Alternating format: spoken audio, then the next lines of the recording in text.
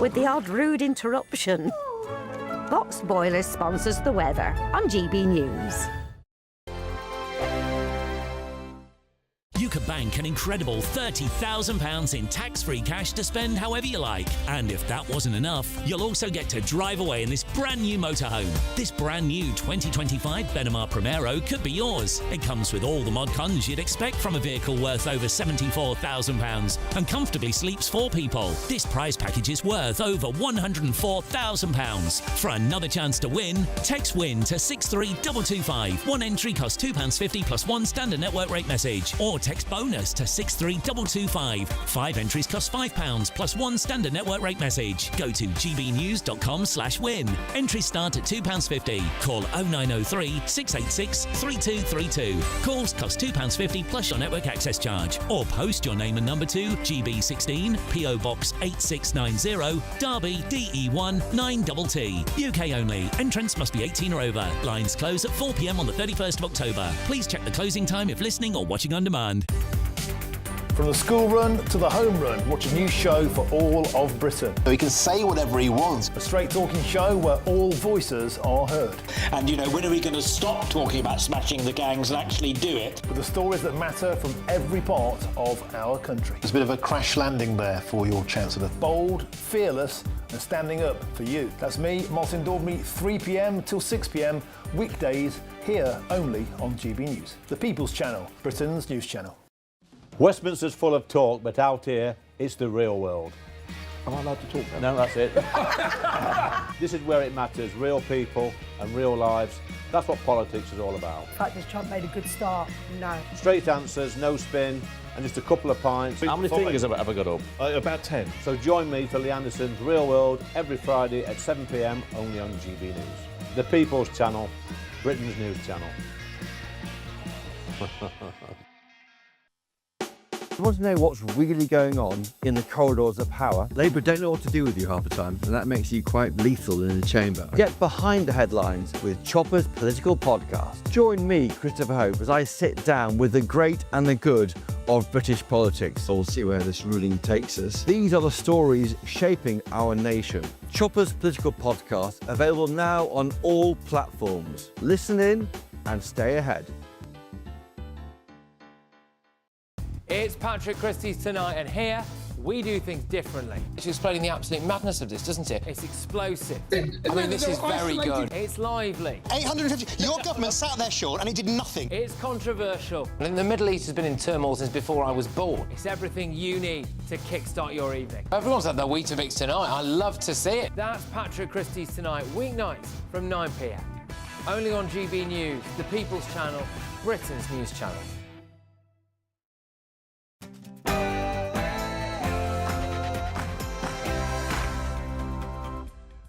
It's 9 o'clock. I'm Alex Armstrong. Tonight. But any politician who seeks to avoid the taxes they owe in this country is not fit to be in charge of taxpayer money. Angela Rayner's toast, isn't she? Her resignation sends Labour into a freefall. Is their latest reshuffle the sign of a dying government? Also tonight, as Reform UK surged to 35% in their latest polls, their party conference offered a glimpse into a very different future. Have Reform now replaced the Tories as the real party of opposition? Plus, it's Deputy Prime Minister, proud Northerner and Basic Instinct enthusiast Angela Rayner. Yeah, we struggled to get hold of the real Angela Rayner. Maybe my bit of toast might have put her off. But anyway, so Intel Lady will be joining us to reveal what could come next for the former Deputy Prime Minister, might I say. And a top Trump ally says England is heading for civil war due to the rise of radical Islam. Should we heed his warnings? And on tonight's panel, we've got former Labour Party advisor Paul Richards, journalist and broadcaster Linda Jubilee, and former Met Police detective Peter Blexley.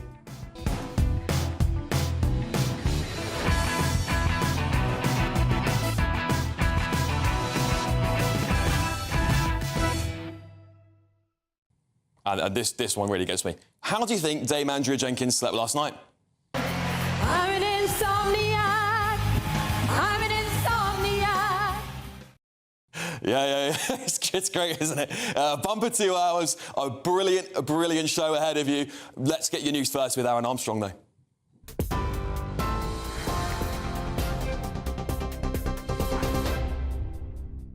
Thank you, Alex. Good evening to you. Our headlines. Around 300 people have been arrested at a demonstration in support of the banned group Palestine Action. The Met Police says its officers were subjected to an exceptional level of abuse, including punches, kicks, spitting and objects being thrown. Organiser of the protest, Defend Our Juries, has described it as the picture of a peaceful protest. Similar rallies also took place in Belfast and Edinburgh. GB News can exclusively reveal more than 1,000 migrants have crossed the English Channel today. From 7 a.m. this morning, Border Force vessels and lifeboats responded to multiple small boats as they crossed into UK waters. It follows 10 days of no crossings because of bad weather and takes the total number of illegal Channel arrivals this year to more than 30,000. The landmark figure has been reached on the first full day in office for the new Home Secretary, Shabana Mahmood, who's been tasked with stopping the boats. And the news comes as Sir Keir Starmer made sweeping changes to the Home Office as part of his government reshuffle. Yvette Cooper's been replaced by Home Secretary, as mentioned, by Shabana Mahmood. Now Angela Eagle, who was Border Security and Asylum Minister, and the Policing Minister, Dame Diana Johnson, have also left as Sir Keir Starmer steps up his efforts to tackle illegal migration. He's also shuffled other key ministerial posts after making big changes to the Cabinet yesterday, triggered by Angela Rayner's resignation. Nigel Farage has rowed back on yesterday's pledge that he'd stop migrant crossings within 2 weeks of taking office. The Reform UK leader made the claim at his party's conference, which closed on the second day a little earlier this evening. However, he since clarified the timescale, saying it would rely on any government he led passing laws first. He also announced the appointment of MP Lee Anderson as Reform UK's new welfare spokesman. TV host and chef Matt Tebbutt will replace Greg Wallace as a judge on the next series of MasterChef The Professionals. Tebbutt, who's best known for hosting BBC One's Saturday Kitchen, will join his fellow chefs Marcus Waring and Monica Galetti for the next series. It comes after Wallace was sacked following a series of misconduct allegations relating to his time on the amateur series. Britons have been encouraged to keep their cool for a test of the National Emergency Alert System on Sunday. Millions of mobile phones and tablets across the UK will sound an alarm tomorrow afternoon. It will last about 10 seconds and it marks the second test of the system after the first in April 2023. The government has used the system to issue real warnings 5 times, including in January during Storm Eowyn. And there's your headlines. I'll be back with more at 10 o'clock.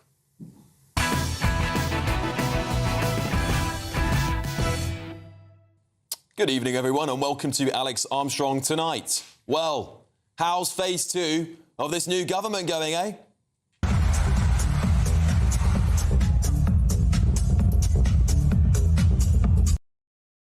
She's toast. Yes, she's toast. In fact, I think my bit of bread here is about as stale as Angela's career, so let's get rid of that, shall we?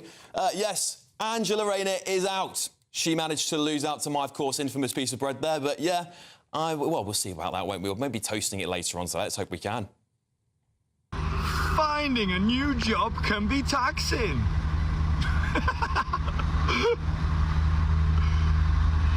Goodbye, Miss Rayner. What's her name? Miss Rayner. Who? Well, despite her best efforts to get a sympathy vote from the left-wing media wets, she's fallen on her own sword. How many times was she calling for other people to resign? 8 other cabinet ministers now. She wants us to feel sorry for her. Anyway, what did you think that was? I don't know whether you saw the documentary on Channel 4 about rape gangs over this. We want to blow that little trumpet now, do we? Yeah, OK. There is a real issue. Let's get that dog whistle out, shall we? Yeah. Yeah, that's Lucy Powell. She's toast too. I've got a little trumpet for her. And frankly, I don't think there is anyone more deserving of sacking than Powell, who's managed to infuriate the public and deliver next to nothing for the British people. But it's not all good news, is it? If it feels like neighbourhood policing has vanished, it's not around you. We haven't seen a police while I've been here, and I've been here for a little while now. It's behind you, David. Well, mastermind champion himself, David Lammy, is announced as the new Deputy Prime Minister and, of course, Justice Secretary. And even worse news for our dying economy, we now have a business secretary with absolutely zero business experience. And even more bad news for our beleaguered Chancellor, Rachel Reeves. Is it transphobic to say only women have a cervix? Look, is it transphobic? Look. Gold. Yeah, Keir Starmer has recently promoted Rachel Reeves as junior minister. The same man who is so good at counting, he managed to count more women and children on the illegal boats than we've ever seen recorded ourselves. And when you see that the majority of the people in these boats are children, babies and women who have been... No, they're not. No, you have got to take... No, look, I get this is... North of 90% of them are adult men. Let me be... No. Blimey. Yes, Darren Jones MP has now been promoted above his previous boss, Rachel Reeves. Starmer obviously can't sack Rachel Reeves. We now need to pay for 2 of them to destroy the economy instead. Well, this is how well Phase 2 is going, isn't it? I seriously cannot wait for the inevitable Phase 3 destruction. Let's get the thoughts of this brilliant government reshuffle with my panel, journalist and broadcaster Linda Jubilee, former Labour Special Advisor Paul Richards and former Met Detective Peter Blexley. Peter, I'll start with you. I mean, what a state, eh? What a state. Phase 2. You know, they say a week's a long time in politics, OK? A week is a very long time on the Alex Armstrong show. because last Saturday, Mr Paul Richards sat there defending Rayner to the hilt, heaping praise upon her, saying how wonderful she was, what a wonderful journey she'd gone on from working class to ruling class to tax dodger. And now I think, with no further ado, I'll hand it over, if I may, to Mr Paul. I mean, I spent all week defending her. I haven't even got a peerage out of it. I don't know. Honestly, you can't make it up. You know, well, when the inquiry came out, it was pretty obvious she had to go. Oh, it was obvious she had to go from the get-go, Paul, come on. She fell on the sword and she's gone. And, you know, it's a big deal. It's at a human level. It's a tragedy for her personally and her family. For politics, it's a lot of fun, of course. It precipitated a reshuffle that I'm sure we're going to be talking about now. But I still think it's a shame that somebody who did bring a bit of difference to our politics has gone. Certainly from the front bench, she's going to be just as noisy on the back bench. It's more of a shame she couldn't pay her taxes. Indeed, well said, Linda. But just as noisy on the back bench, and that is precisely the problem for Keir Starmer, isn't it, really? Because she was there in many ways to kind of help him out with the soft left wing, as you were saying, with the party, and she's there no longer. So she can't provide that kind of buffer for him. And on top of that, she could actively be very difficult. Now, a lot of people have said she might leave politics because of her technicolor character and take up a career in TV. There are channels that would suit her very well. Obviously not this one. Not this one. She wouldn't even come on this channel. She didn't want to face the music. But the fact of the matter is, the recent commentary today suggests that she might stay in not in government, but she might stay as an MP. And that would be very troublesome for Keir Starmer, I feel, going forward, because he's got enough trouble on his hands with the conference coming up. Then he's got this awful budget coming up in November. I think, personally, Rachel Reeves is the fall guy for that budget. She'll go soon afterwards. Paul, before we move on, because obviously what Keir Starmer did was he hand-wrote her this letter, didn't he? This is I haven't seen this for forever in politics. Is he terrified, so terrified, that he thought, actually, oh, I better start writing this one down on a piece? He didn't do it for any other previous ministers he sacked. There is the usual thing is obviously an exchange of letters which are, you know, typewritten out, but, I mean, maybe Gladstone probably did it by hand. First time for a long time, exactly. But I think it's actually a sign of the affection in which she is held. And I was saying before, you know, in the Labour Party, we do quite like a loser, you know, so there's a lot of affection. Well, there's more. There might be a whole party of them soon, Peter. But there's more to come, if I may, because let's remember, Rayner introduced a parliamentary motion that ministers who get sacked for breaching the ministerial code should not be entitled to severance pay. Well, that's right. So let's keep an eye on her. Well, actually, I can clarify that, because she's going to get it just before before those new rules come in. So she will be entitled to that severance pay. I'm pretty sure. With Telegraph reporting it today. I know that Rashanara Ali, for example, did not take the payoff. She left that with taxpayers. Well, she's got to pay her tax somehow, hasn't she? Let me just ask you, Peter. Let me tell you, because one of the brilliant staff in GB News has sent me this email that had been circulated around Labour activists, and basically what it did. I mean, you would have seen this, Paul, so you can tell us about it if you've read your emails. They have sent an entire email. Right, get this, Peter. They sent an entire email to all their members, literally going, "Oh, Angela's gone. She served the party. She's gone. She's gone." And all they do is talk about Nigel Farage. There's not a single mention of the Tories anywhere in it, and they're getting them to donate. Rayner's gone. Donate. See, he lives in their heads. I mean, we know how long he's been living in Starmer's head, like perpetually, because Starmer cannot stop mentioning the name. Well, the and story then, of course, about him this week is, of course, is that he's avoided stamp duty even more than £44,000 on putting his house in his partner's name and then lying about it, saying that he owned it when he didn't, and it's on the front page of the Mirror today. I think one of the things that really... I think that's why we're talking about Farage, because he should be held to the same standard as anyone else. Well, I don't even think they've even included that in this email. But the thing is that the reason why Angela Rayner was held to such a different standard is because she spent her entire career calling for everyone else to resign for anything, even though their dog barked. They want them to resign, and she's also the housing secretary, and she's gone. And that's why she's gone, right? What Tony Blair advised his MPs not to do. He said you shouldn't really fiercely criticise people from your own party because sooner or later you might be hoisted by the same. Well, that's true. But there's a more overarching point here, which is extremely important, and that is so many people knew that she was dead in the water long before Friday. It shows manifest weakness, pathetic levels of weakness on behalf of Starmer that he didn't sack her, and for that, shame on him. Well, I want to move the... Yeah, I totally agree with you, by the way. I think the fact that they knew this on Monday and they kept it from the country and pretended everything was all right, which just shows their ethics are on the right place. But let's move on, because we've also got a lot more going on, haven't we, with this reshuffle, because we've got David Lammy as Deputy Prime Minister of the United Kingdom. Can you believe? I thought Foreign Secretary was bad enough. At least he couldn't do much damage there. But now, Linda... Well, I think he could do more damage as Foreign Secretary. Do you think so? Oh, absolutely. Do you think so? This is the man in charge of the country. If something happens to Keir Starmer, though. It is such a worry. When you go back to that old clip of him on Mastermind, I mean, as Paul says, even Paul says, it is comedy gold. It is comedy gold. I mean, he is asked for the surname of Marie-Pierre Curie.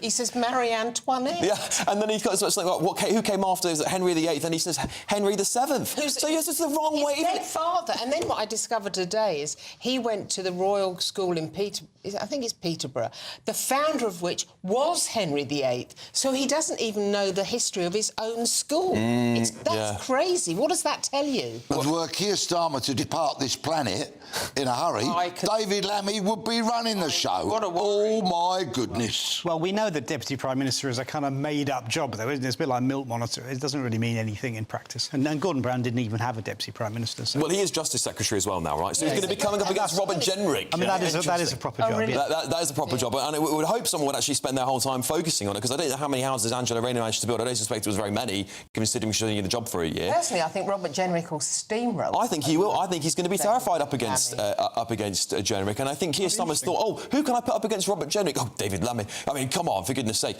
But also, we've got loads of other ministers. Peter Kyle's a new business secretary. He didn't wait a day in his life in a business. Peter, and he made enough of an idiot of himself in his previous role. It's true.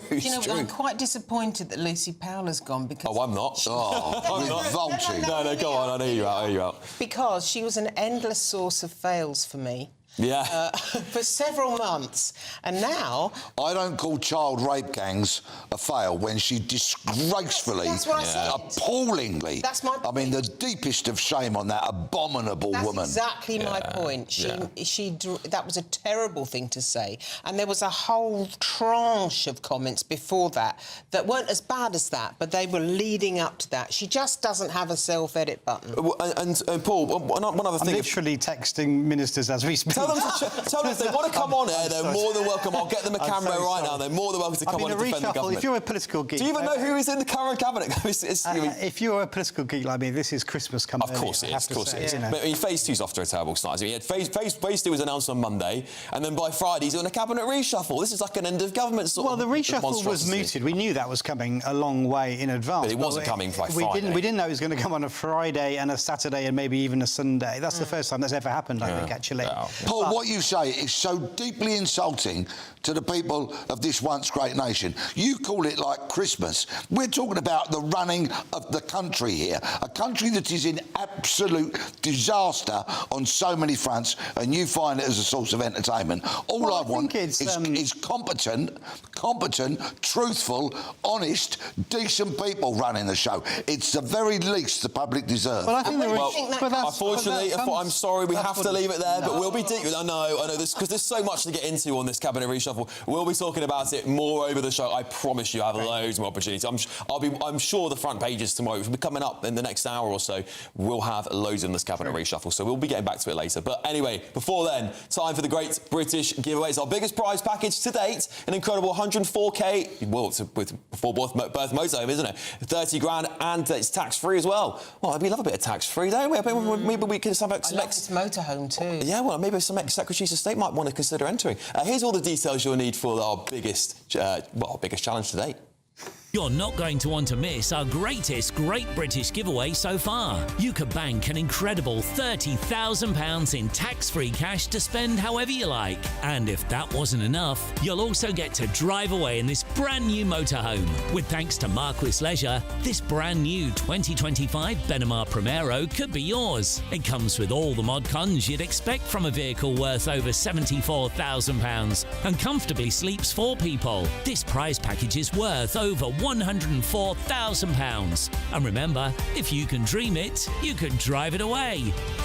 For another chance to win, text WIN to 63225. One entry costs £2.50 plus one standard network rate message. Or text BONUS to 63225. 5 entries cost £5 plus one standard network rate message. Go to gbnews.com/win. Entries start at £2.50. Call 0903 686 3232. Calls cost £2.50 plus your network access charge. Or post your name and number to GB16 PO Box 8690 Derby DE1 9TT. UK only. Entrants must be 18 or over. Lines close at 4 p.m. on the 31st of October. The winner will be contacted live on GB News, week commencing 10th November. Please check the closing time if listening or watching on demand. Good luck.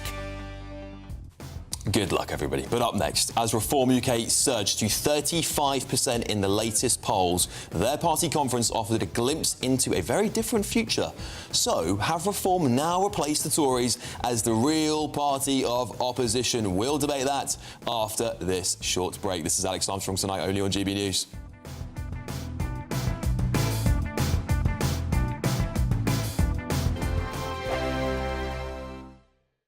At GB News, we love to hear from you, our loyal community. So drop us a line at gbnews.com/your say. There you can talk to each other and also to the presenters live on air. gbnews.com/your say, because GB News is your channel, Britain's news channel. Hi, I'm Michelle Dewberry, and my show is your opportunity to cut through all the noise and dive in headfirst to some robust debates. Ideas clash. Situation, isn't it? Because the failure is... You're deliberately avoiding my point. Nothing's held back. And if you think this is the end of it, wait for more. And we do not shy away from the difficult stuff. Sometimes I want to shake people and say, if only you understood.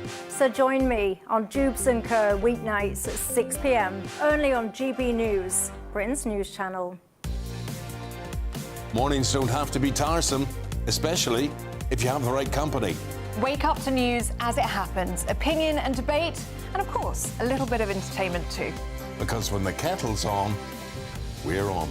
That's Breakfast on GB News, a show worth waking up for. Every morning from 6 a.m. Only on the People's Channel, Britain's news channel. We'll spread the news, you spread the word. Britain was once the envy of the world. But look around. A nation that no longer knows what it is or where it's going. A country that's broken. How do we fix Britain? How do we bring it back? Friday night with Matt Goodwin at 8 p.m, only on GB News. At GB News, we are proud to stand for you, for the Britain you love, for the communities you live in. That's what makes us the fearless champions of Britain. Its voices and its values. Because we, at GB News, the People's Channel, Britain's news channel.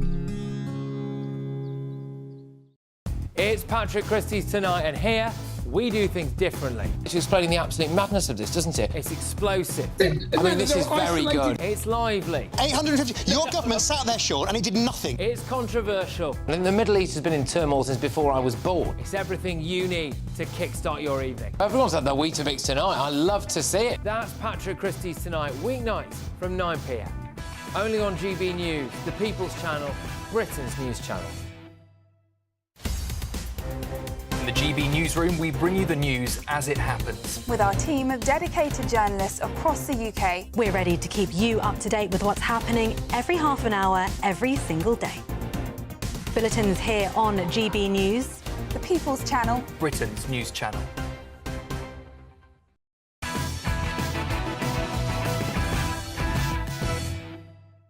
Welcome back to Alex Armstrong Tonight, only on GB News, of course. Well, Reform UK wrapped up their annual party conference earlier tonight, with thousands attending the Bells and Whistles event at the National Exhibition Centre in Birmingham.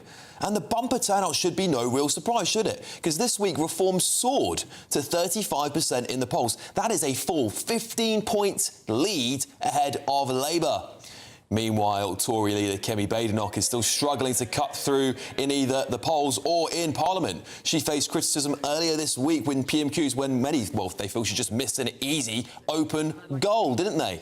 Reform's leader Nigel Farage predicted at the conference that we would see a general election as early as 2027. But with the Tories looking increasingly irrelevant, has the Reform Party already replaced them as the government's true opposition? Well, to debate this now, I'm joined by former Tory MP Heather Wheeler and Reform councillor Harrison Allman-Varty. Well, thank you very much for joining me, both of you. Harrison, I'll start with you. Quite an impressive event put together over the last couple of days by Reform UK. But is it all just smoke and mirrors? You've got 4 MPs, the Tories have got 121. Lots of people are saying, well, it looks good, but actually when you strip it all back to the bare bones, it's still 4 MPs and a small party. What do you make of those criticisms? I've been to both Tory and Reform conferences, and when people say that kind of cringy line, oh, you had to be there, they're not doing it to be corny. You genuinely do. And I think for a lot of people, this isn't politics. This is a movement, and it feels like one that doesn't come around very often. And I think for me, it's when a party goes into opposition like the Conservatives has, it's normally this is where they clean up, this is where they do really well. And we've actually seen them do worse from where they were since the general election. For example, even just the local election results from May, we've seen the Tories lose about 10 seats and Reform gain about 30, one of which was in Runnymede and Weybridge, which is one of their safest Tory seats in Surrey, can you believe it or not? They lost that to Reform. Now, the tide is changing, and I think what really hits at home is the fact that all the criticism seems to be aimed at Reform, whether that be Labour, the Liberals, or even the Greens, are all over Nigel Farage. And I think that's a great sign because they know that we are the threat. We'll be the ones next in number 10. The Conservatives are nowhere to be seen because they're not seen as a threat. They know they're not going to be coming back, and the people that actually knock on doors know that no one's talking about them. That's why. OK, well, Heather, I'll pass it over to you now because, you know, I saw an email today that went round to Labour activists and it slammed, of course, Reform constantly. Nigel Farage throughout the entire email. They're completely obsessed with him by the looks of his living rent-free in their head. But no mention of the Tories whatsoever. Conservative Party is the official opposition, but, I mean, most people don't even know who Kemi Badenoch is.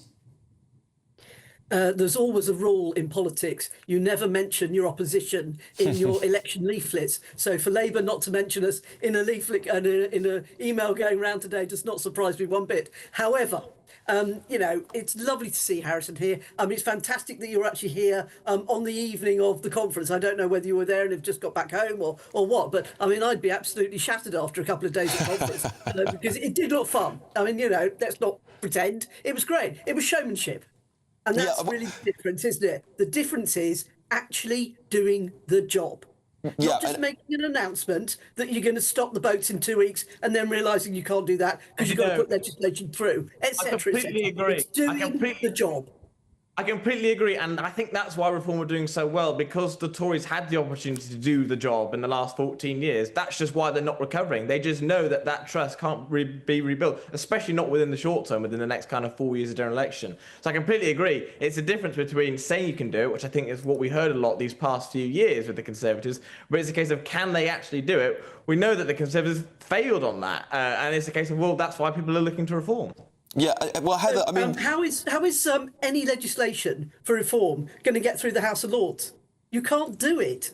You've got to work how the system works. You've got 4 MPs. That is it. You can't get this stuff through. Well, Heather, because I want to keep the... I want to keep the... Heather, I'm sorry to interrupt you. Heather, I'm so sorry to... Because I want to keep the debate about whether or not the Reform are the sort of shadow opposition, or the opposition of the opposition, like the shadow government at this point in time. And I want to keep it on that rather than get into the nitty-gritty on policies, because we could spend all day tearing those things apart. But it seems to many people, when they look around and they look at the news and they look, OK, who is the person that's leading the conversation? Who's dragging the government in a different direction? It's not the Conservative Party, is it? It's Reform. It's Reform that's pushing Labour to get tougher on deportations, for example, because the Tories have not managed to break through on that. And you don't hear from Kemi. When you look at the stage that Nigel Farage was on, you look at the conference, the last time I saw Kemi Badenoch do something, she stood in front of what looked like an old mattress. I mean, it feels like when you're looking at the Tories and you're looking at Reform, one of them is $1 million, they look brilliant, the other one is a tattered old party. The day that you, GB News, and for goodness sakes, I love this programme. I was in Poland, just got back, and I was watching it on my iPad and my iPhone over there. The Wi-Fi was absolutely incredible. But the day that GB News put that photo out of Kemi, she was actually at a farm, talking to real farmers about the iniquitous situation that we're going to have with the farm tax. It was Kemi Badenoch that first said, we are going to scrap that. Months ago, she said that. And so, you know, I understand why GB News does this. Absolutely not a problem at all. It's all fair in love and war. But when it comes down to it, it was Kemi that said we're going to get rid of the inheritance tax for farmers. It was Kemi that said that we will deport people. It was Kemi that said we will have camps for people to go to. So, you know, let's have a bit of... But Heather, you're proving my point. You're proving my point. Every time... doing so well. Before, you know, Labour came in, let's not pretend that farms are doing exceptional. And, you know, I know she's saying about deportations, but where were they? And this is the point, and I'm underlying here the fundamental issue that the Conservatives have. For the people that actually knock on doors, and you and I both know that those are the people that really shape elections, it's your groundwork, the people that speak to voters. The more people you speak to, you know that there just isn't any coming back from this, because no matter what they say, they could say the best things in the world, and we could all sat there going, yes, well done, Kemi, love it, but it's worth nothing, because we know that they won't do it for the amount of period of time that we've already heard them say it. Harrison, thank you for that. It's really interesting, isn't it? Everybody knows that when there was a deterrent with Rwanda, when the flights were going to go off on July the 24th, this would have been sorted. Now, I have absolutely no idea why Rishi called the election when he did. I have no idea why he didn't call it for August the 4th, not July the 4th. Genuinely no clue. I mean, it was a shock to everybody in the tea room when he declared it. I mean, as usual, the doorkeepers knew about it before we all did. I think only Rishi and the King knew, and that was it. But if those flights had got off, you know really well, because otherwise you wouldn't be talking about doing the same thing now, would you? I'll be honest, I think it's just in the case of making an appeal to actually all the real Conservatives, maybe like yourself, Heather, who are still trapped in the party, to come and be a force for change. I mean, if there's anyone left in there, come on in and you know, and be part of that change, and let's get stuck at your old ways and I just think my appeal is to anybody that is still left in that party, that is generally have Conservative values, is to come across. I mean, you just saw the last couple of days of how much fun it is, but with the energy and determination to do it. It's not just pessimism, it's enthusiasm. Wow. There's an off. Heather, I'm sorry, guys. Heather, I'm sorry to interrupt. I beg your pardon. I have to wrap up the debate there, but it's been fantastic. Very, very well fought debate between the both of you. Thank you so much for joining me. As former Conservative MP Heather Wheeler and Reform Councillor Harrison Orman-Varty. I understand where Heather's coming from, right? But when she's saying, "Oh, Kemi said this first, Kemi did that first," she did, and she's right. Kemi did say these things first, but nobody was listening, and it didn't break through. And that's the point I was going to make. Is like, yes, they are the party of opposition right now, but nobody's paying attention to them. And it doesn't matter. You can have something written down. I mean, I could call myself, I don't know, President of the United States. Doesn't make me President of the United States. It's where the public see the opposition as. And I do think, unfortunately for the Tories, Nigel Farage has swept that up. Anyway, up next, we speak to a comedian that may seem eerily familiar to you. Hiya. It's Deputy Prime Minister, proud Northerner and basic instinct enthusiast, Angela Rayner. We struggled to get hold of Angela Rayner, of course, so Intel Lady will be joining us instead to reveal what could come next for the former Deputy Prime Minister. This is Alex Armstrong tonight, only on GB News. I hope we haven't forgotten anything. Travel insurance, I tick that box. Yeah, but remember what you forgot last year. All Clear Travel Insurance sponsors GB News Travel Destinations Forecast. Hello. We may see a few showers over the Balearics during the course of Sunday. Meanwhile, it's looking fine in Italy. Lots of sunshine for Greece and most of Turkey too. Just a few showers inland. Most of the beaches staying dry and sunny. There will be a few showers, as I said, heading south across Mallorca, perhaps affecting Ibiza as well. And northern parts of Tunisia seeing a little bit of rain. And there's a weak weather front which may bring thick cloud and the odd spot of rain to the Algarve on Sunday. That clears away, though, by Monday. All Clear Travel Insurance sponsors GB News Travel Destinations Forecast. Good evening, welcome to your latest GB News weather from the Met Office. It was a dry and mostly sunny day for most of us today, however changes on the way as we head through the rest of the weekend. Outbreaks of rain on the way and some strong winds increasing too. It's all thanks to this area of low pressure moving its way slowly towards us. The squeeze in those isobars indicating the stronger winds through Saturday evening. However, as we go through Saturday night and into the start of Sunday, for much of England and Wales it will be staying dry, some clear spells around. For Northern Ireland, parts of Western Scotland though, a little bit of a cloudier picture, some outbreaks of heavy showery rain arriving into the early hours, and with those strong winds it's going to be a very mild night to come. Temperatures widely staying in the double figures, perhaps even as high as 17 or 18 degrees in some spots, so a very warm and perhaps even muggy start to the day on Sunday, but a windy start too, particularly across the west. We could see some coastal gales through the morning. Outbreaks of showery rain arriving across parts of southwest England, Wales, Northern Ireland and into western parts of Scotland too. However, eastern areas of the country perhaps faring a little better in terms of some brighter or sunnier spells to start the day on Sunday. As we then go through the rest of Sunday morning, that area of rain continues to push its way northwards. Some heavy downpours are likely here. I wouldn't rule out the odd rumble of thunder mixed in there too. Eastern areas always faring best in terms of some sunnier or brighter skies. However, it is still going to be a very windy day across the country, but particularly across the west, where we'll continue to see some coastal gales. And it's going to be a very warm day too. Temperatures well above average for the time of year, highs of 25, 26, perhaps even 27 degrees. Monday then starts a little bit drier for all of us, a bit fresher too. Not quite as windy as on Sunday, although there will still be some blustery showers feeding in from the west, although plenty of sunshine developing between those showers and temperatures much closer to average as well. Although it's a bit of a changeable picture as we head through much of this week. Some showers, some longer spells of rain, but feeling fresher than it did on Sunday. Join me, Nana Akweer, for an informative, interactive news programme with a difference. It's fun. No, you didn't say that, Dave. I'm so surprised. I think there's an element of truth to that. Join me from 3 p.m. every weekend, only on GB News, Britain's news channel. In the GB Newsroom, we bring you the news as it happens. With our team of dedicated journalists across the UK. We're ready to keep you up to date with what's happening every half an hour, every single day. Bulletins here on GB News. The People's Channel. Britain's news channel. Britain was once the envy of the world. But look around. A nation that no longer knows what it is or where it's going. A country that's broken. How do we fix Britain? How do we bring it back? Friday night with Matt Goodwin at 8 p.m, only on GB News.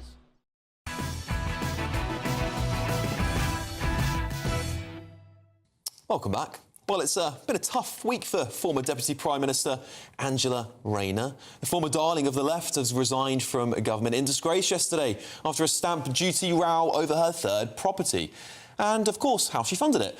Well, we saw her tossed away to the backbenches, at least for now. Well, the real Angela Rayner is, understandably, keeping her head down. So tonight, we are joined by the comedian Intel lady as Angela Rayner. Oh, dear.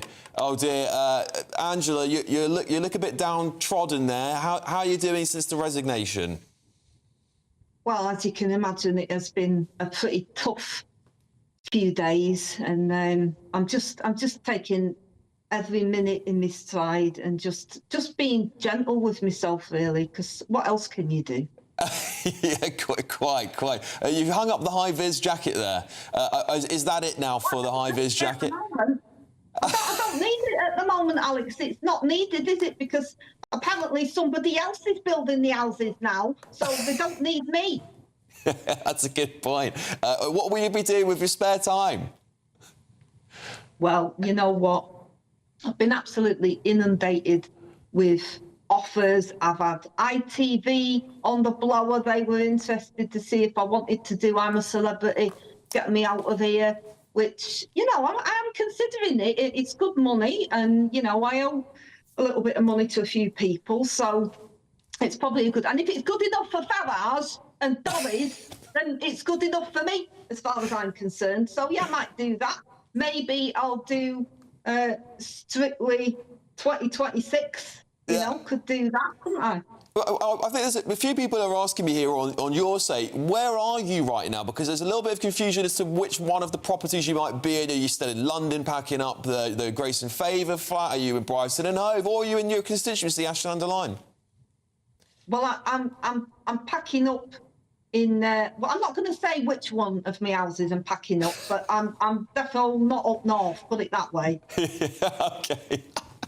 And what about, I mean, the last time we saw you was a picture in the dinghy, you had a vape, it looked like a lovely day, but of course, not long after that, that's when we saw all the news break. Have you got rid of the dinghy since then? Are you selling that? Are you passing that up? Have you given up the vape yet?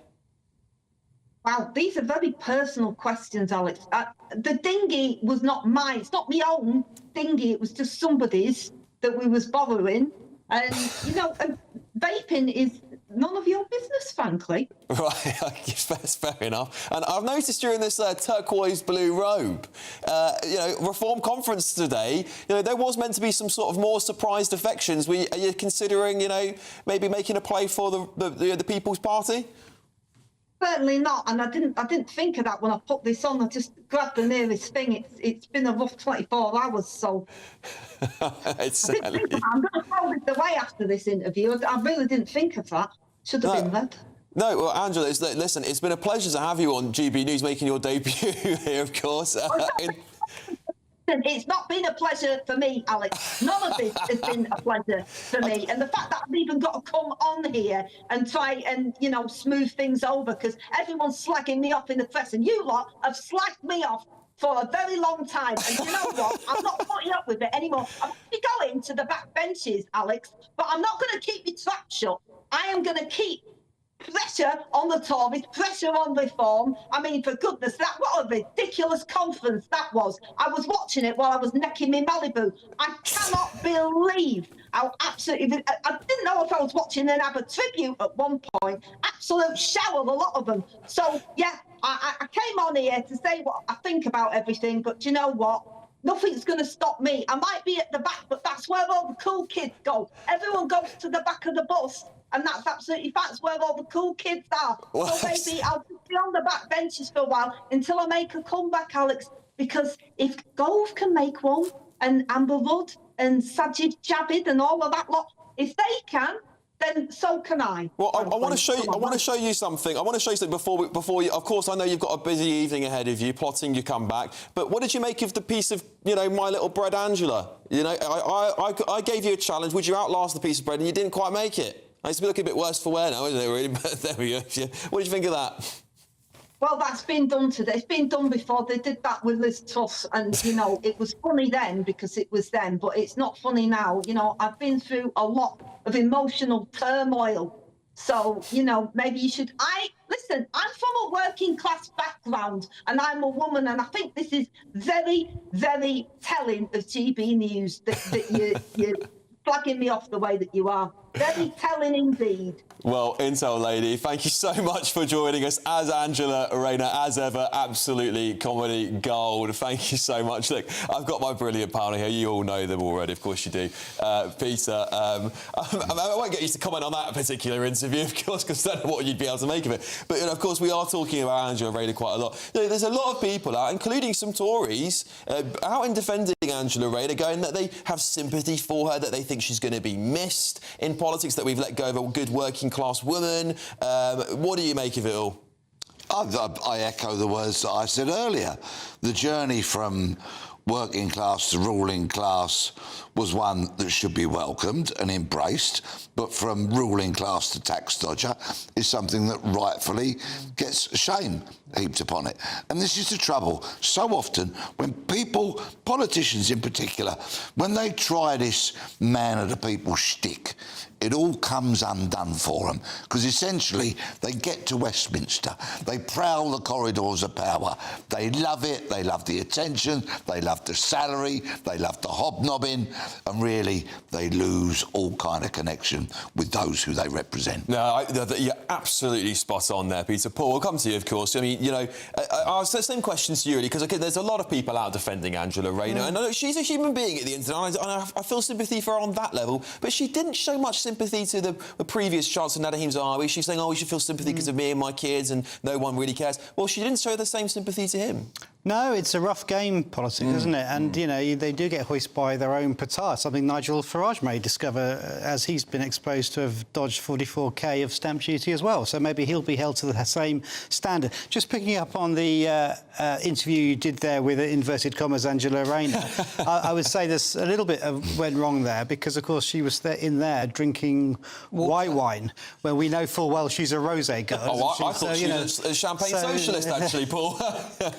So anyway, it is a rough game, but she has paid the ultimate price. I mean, you know, she's lost her salary, she's lost one of her homes, the Grace and Favour home has gone, and whatever hope she had to be in cabinet has disappeared. She's still got more than 90k a year coming in. No, well, that's true, actually, you pay well. I'd like to echo, you know, what Peter said, that she up until a certain point, she was quite a heroic personality. I mean, this is someone who was pregnant at 16 and had to leave school, had a baby, you know, became a care worker, worked with the unis, etc. All of these things were perfectly admirable, really unusual. She was very much a Technicolor kind of character in a sea of grey suits.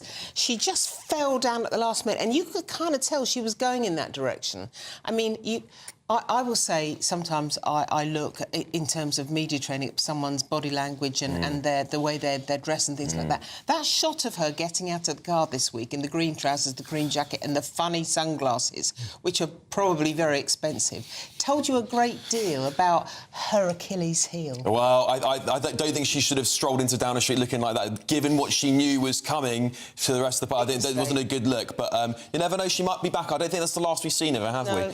Well, coming up, M&S food boss has warned about Labour's taxes and red tape apparently crippling UK farms. And Britain's food security, of course, is at risk as a result. A farmer is joining us live in the studio to hit back. This is Alex Armstrong Tonight, only on GB News. Welcome back to Britain's Newsroom with Andrew and Beth. Hello everyone, Patrick Christie's here. I'm Michelle Duke, Britain's News Channel. Access the stories that matter to you. Take the GB News family with you on any device. And as long as you have an internet connection. Tune in to GB News, anywhere on the planet or beyond. GB News, the People's Channel, Britain's News Channel. Miriam, you can't be serious. Scrapping the triple lock on state pensions? Madness. Andrew, we just can't carry on pretending. The numbers just don't add up. We've got to be honest with people. We've got to face the facts. That's what people want.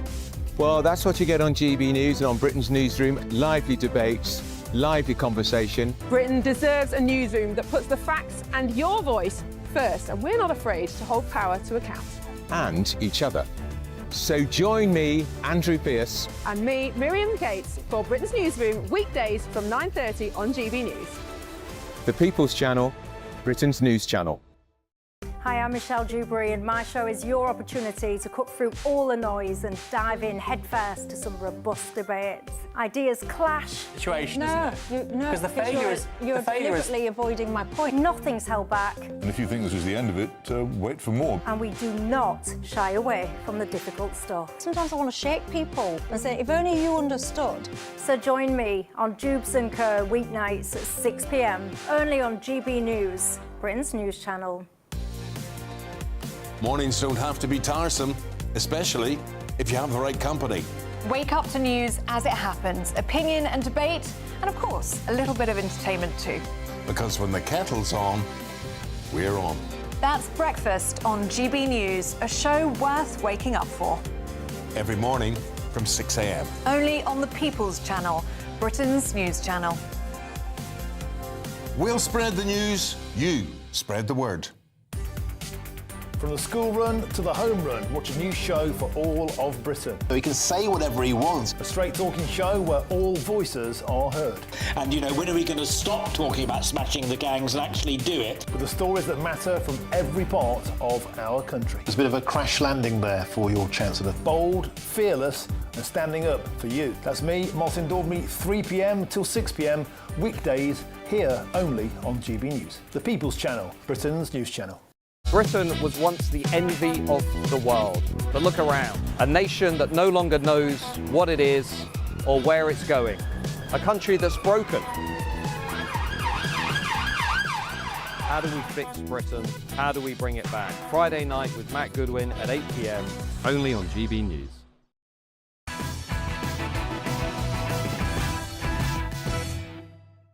All right, welcome back to Alex Armstrong Tonight. M&S food boss Alex Freumann warns that farmers are fed up. Freumann says Labour's tax hikes and red tape are pushing farms to the brink, risking Britain's food security. Thousands of farms have shut in the past year, with the UK now producing just 60% of what we eat, down from nearly 80% in the 80s. That's awful. The government insists it's investing billions, but others say farmers aren't seeing the support. Well, I'm pleased to welcome the Wales chairman of the Conservative Rural Forum and farmer, Aled Thomas. Aled, thank you so much for coming in tonight, mate. Yeah, I was looking at this graph, this beautiful graph the Telegraph have put together, and it paints a very stark image, doesn't it? Since we haven't had any growth in new farms since 2021, but every year since then, it has been negative, and it looks like since Reeves's budget, it has just been the worst it's been for years. Yeah, it's got much worse, as you said, since Reeves's budget. I think this year alone it's saying around 6,000 have closed, and that's, you know, across all farming industries, including fisheries and forestries, etc. And you wonder why, really. You know, when Labour are just constantly hammering agriculture and rural communities, they're saying one thing and just doing completely another. And this reshuffle this week, I think, is going to be the final nail in the coffin for a lot of people, because what's clear is Keir Starmer is putting the yes men back in to DEFRA. You know, he's put Emma Reynolds, who, of course, was in the Treasury team, who brought forward that family farms tax. And we've got Dame Angela Eagle, who's only spoken about farming 3 times since she's been an MP. So what hope do farms and rural communities have going forward? And of course, M&S food boss has come out and spoken about this. Are you seeing a lot more support from supermarkets now? I think what was an interesting point, and I actually came on GB News to speak about this around sort of last October when it was coming out, was how uncharacteristically supermarkets came out in support of farmers. It was very uncharacteristic for them to say. But if you look at the statistics, you know, look at inflation this last month, 4.2% CPIH was, but food inflation is up at 4.9%.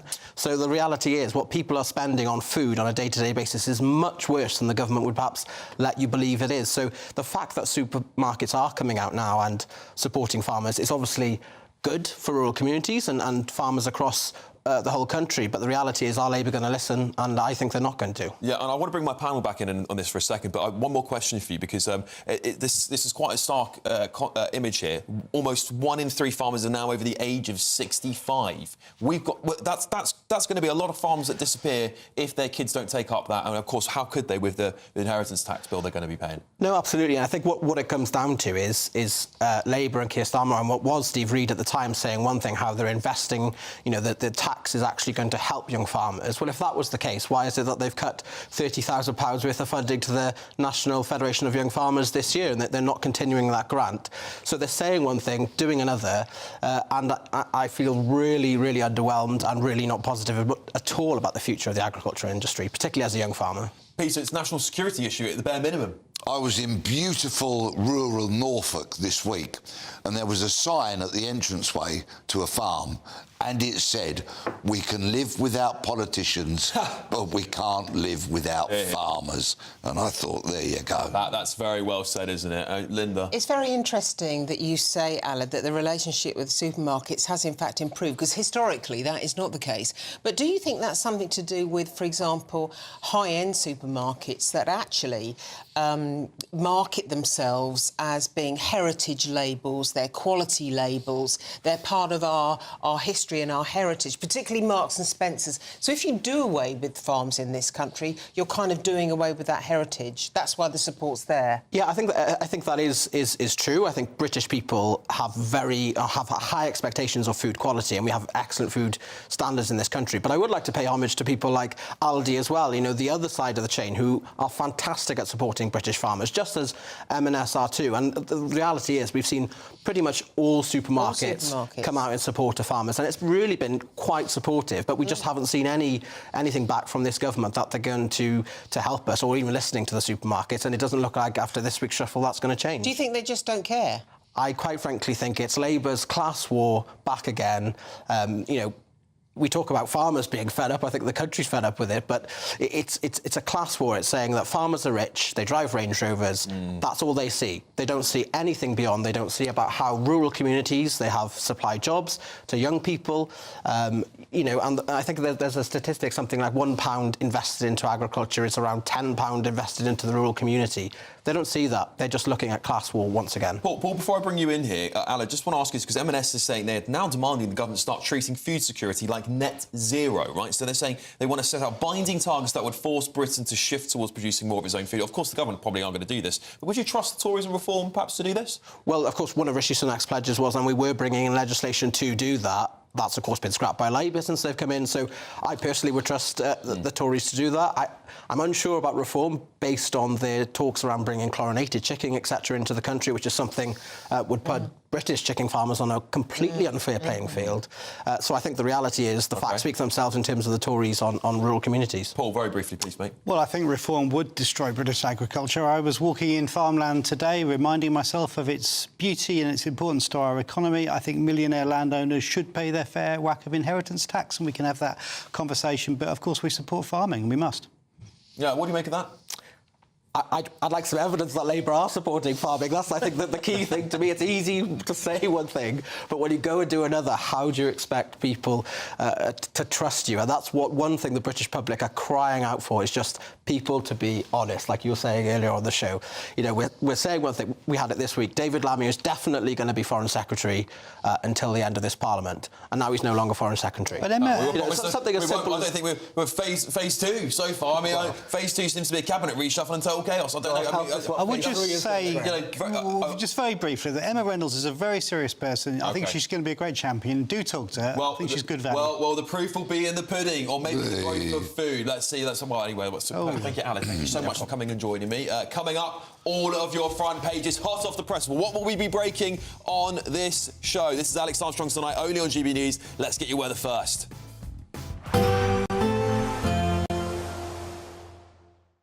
Expect warm spells with the odd rude interruption. Bot Boiler sponsors the weather on GB News. Good evening, welcome to our latest GB News weather from the Met Office. It was a dry and mostly sunny day for most of us today, however changes on the way as we head through the rest of the weekend. Outbreaks of rain on the way and some strong winds increasing too. It's all thanks to this area of low pressure moving its way slowly towards us. The squeeze in those isobars indicating the stronger winds through Saturday evening. However, as we go through Saturday night and into the start of Sunday, for much of England and Wales, it will be staying dry, some clear spells around. For Northern Ireland, parts of Western Scotland, though, a little bit of a cloudier picture. Some outbreaks of heavy showery rain arriving into the early hours. And with those strong winds, it's going to be a very mild night to come. Temperatures widely staying in the double figures, perhaps even as high as 17 or 18 degrees in some spots. So a very warm and perhaps even muggy start to the day on Sunday, but a windy start too, particularly across the west. We could see some coastal gales through the morning. Outbreaks of showery rain arriving across parts of southwest England, Wales, Northern Ireland and into western parts of Scotland too. However, eastern areas of the country perhaps faring a little better in terms of some brighter or sunnier spells to start the day on Sunday. As we then go through the rest of Sunday morning, that area of rain continues to push its way northwards. Some heavy downpours are likely here. I wouldn't rule out the odd rumble of thunder mixed in there too. Eastern areas always faring best in terms of some sunnier or brighter skies. However, it is still going to be a very windy day across the country, but particularly across the west, where we'll continue to see some coastal gales. And it's going to be a very warm day too. Temperatures well above average for the time of year, highs of 25, 26, perhaps even 27 degrees. Monday then starts a little bit drier for all of us, a bit fresher too. Not quite as windy as on Sunday, although there will still be some blustery showers feeding in from the west, although plenty of sunshine developing between those showers and temperatures much closer to average as well. Although it's a bit of a changeable picture as we head through much of this week. Some showers, some longer spells of rain, but feeling fresher than it did on Sunday. Expect warm spells with the odd rude interruption. Box Boilers sponsors the weather on GB News. This is your chance to win a motorhome and cash in our biggest giveaway to date. Courtesy of Marquis Leisure, you could be the proud owner of this 2025 Benamar Primero. It comfortably accommodates 4 people and can be driven on your standard driving licence. Plus, you'll also bank an incredible £30,000 in tax-free cash to spend on anything you like. Make sure you don't miss out. For another chance to win, text WIN to 63225. One entry costs £2.50 plus one standard network rate message. Or text BONUS to 63225. 5 entries cost £5 plus one standard network rate message. Go to gbnews.com/win. Entries start at £2.50. Call 0903 686 3232. Calls cost £2.50 plus your network access charge. Or post your name and number to GB16 PO Box 8690 Derby DE1 9TT. UK only. Entrance must be 18 or over. Lines close at 4 p.m. on the 31st of October. Please check the closing time if listening or watching on demand. Good luck. You want to know what's really going on in the corridors of power? Labour don't know what to do with you half the time, and that makes you quite lethal in the chamber. Get behind the headlines with Chopper's political podcast. Join me, Christopher Hope, as I sit down with the great and the good of British politics. We'll see where this ruling takes us. These are the stories shaping our nation. Chopper's political podcast, available now on all platforms. Listen in and stay ahead. Britain was once the envy of the world. But look around. A nation that no longer knows what it is or where it's going. A country that's broken. How do we fix Britain? How do we bring it back? Friday night with Matt Goodwin at 8 p.m. only on GB News. It's Patrick Christie's Tonight, and here we do things differently. It's explaining the absolute madness of this, doesn't it? It's explosive. I mean, this is very good. It's lively. 850. Your government sat there, Sean, and it did nothing. It's controversial. And the Middle East has been in turmoil since before I was born. It's everything you need to kickstart your evening. Everyone's had their Weetabix tonight. I love to see it. That's Patrick Christie's Tonight, weeknights from 9 p.m. Only on GB News, the People's Channel, Britain's news channel. At GB News, we love to hear from you, our loyal community. So drop us a line at gbnews.com/yoursay. There you can talk to each other and also to the presenters live on air. gbnews.com/yoursay, because GB News is your channel, Britain's news channel. Join me, Nana Akweer, for an informative, interactive news programme with a difference. It's fun. No, he didn't say that, Dave. I'm so surprised. I think there's an element of truth to that. Join me from 3 p.m. every weekend, only on GB News, Britain's news channel.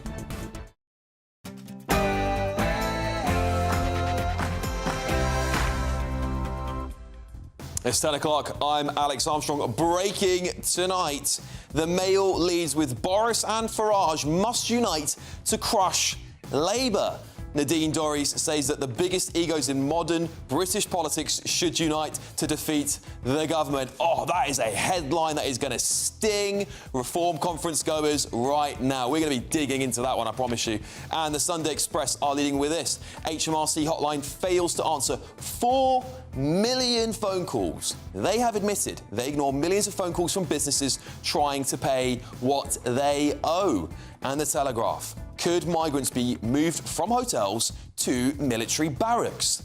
That's the latest plan from the Prime Minister, according to the Telegraph, as he shakes up his Home Office team. Is there any surprise that Reform Party conference has just happened, that the PM's now going hard on military barracks for asylum seekers? Interesting, that. And a top Trump ally says England is heading for a civil war due to the rise of radical Islam. Should we heed his warnings? Well, on tonight's panel, we've got former Labour Party advisor Paul Richards, journalist and broadcaster Linda Jubilee, and former Met Police detective Peter Blakesley.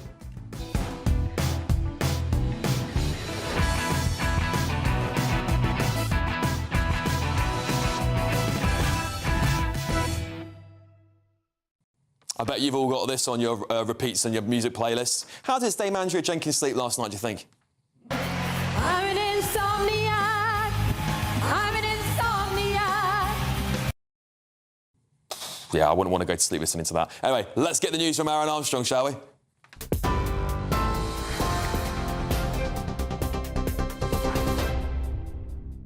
Thanks, Alex. Very good evening to you. Our headlines: at least 425 people have now been arrested after violent clashes broke out at a demonstration in support of the banned group Palestine Action.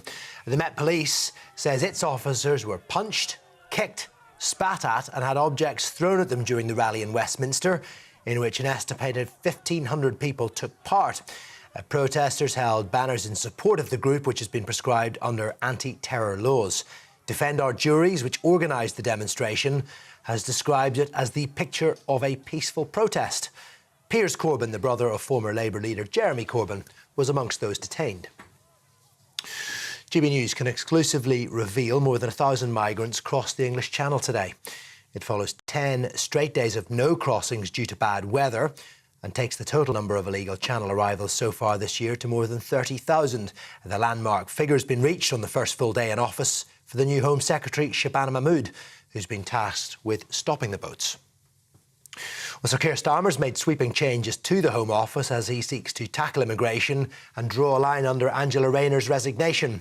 Yvette Cooper, as we've heard, has been replaced as Home Secretary by Shabana Mahmood, and now former Borders Minister Dame Angela Eagle and former Policing Minister Dame Diana Johnson have been moved to other departments as part of the clear-out.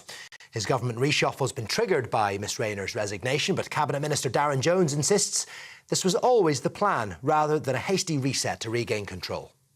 This is the second chapter of the Labour government. The first chapter, the first year, being a new government coming in, getting a grip with the crises, putting out the fires that we'd inherited from the Conservatives.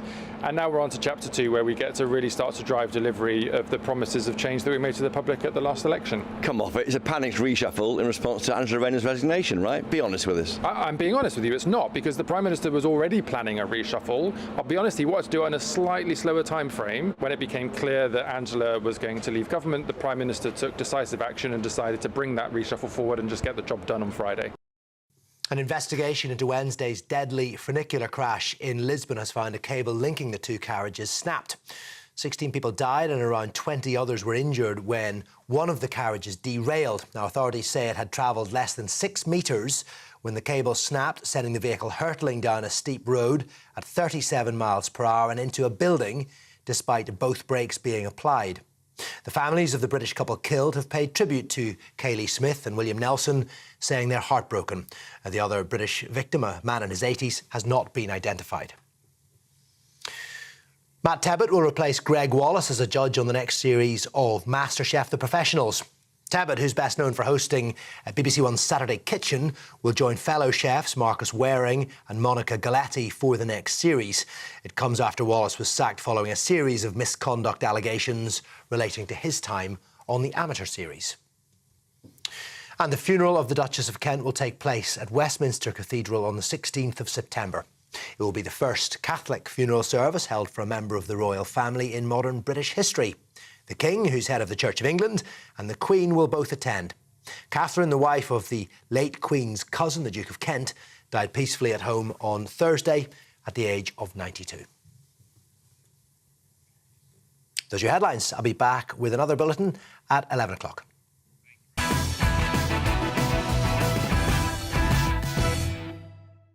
Welcome back, everybody. Well, it is clear to me that Reform UK is no longer just a political movement.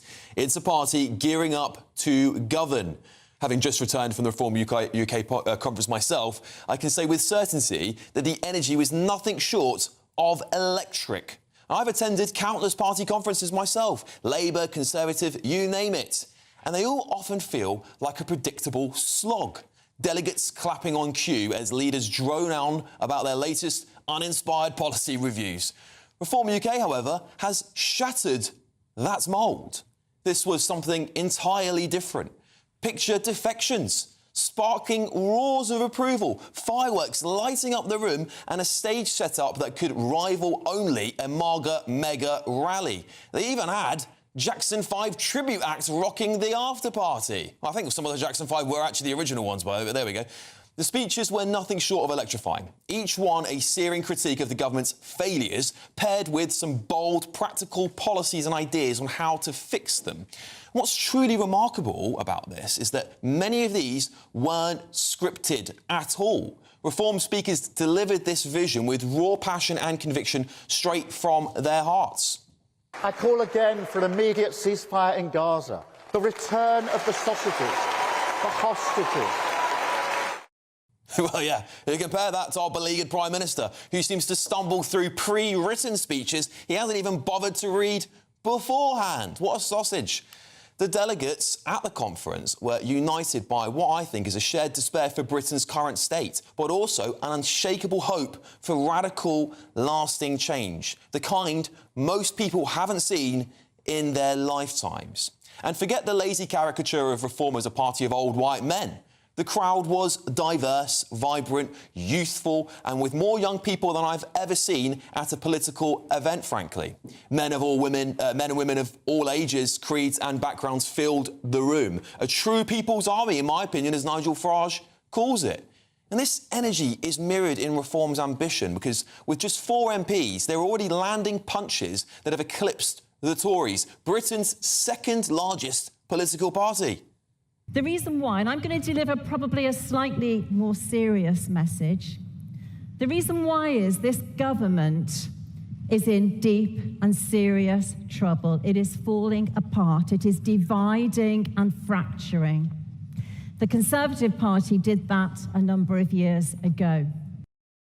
Well, that's just humiliating for the Tories to hear. Another one of their former Secretaries of State declare their party is dead. But with this meteoric rise comes a challenge, the same one that has plagued every major political force in recent years: the risk of internal division.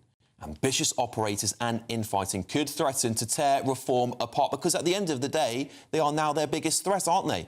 Yet if the unity and fervour I witnessed at this conference are any indication, Reform UK is ready to face those challenges head-on and redefine, in my opinion, British politics for a generation.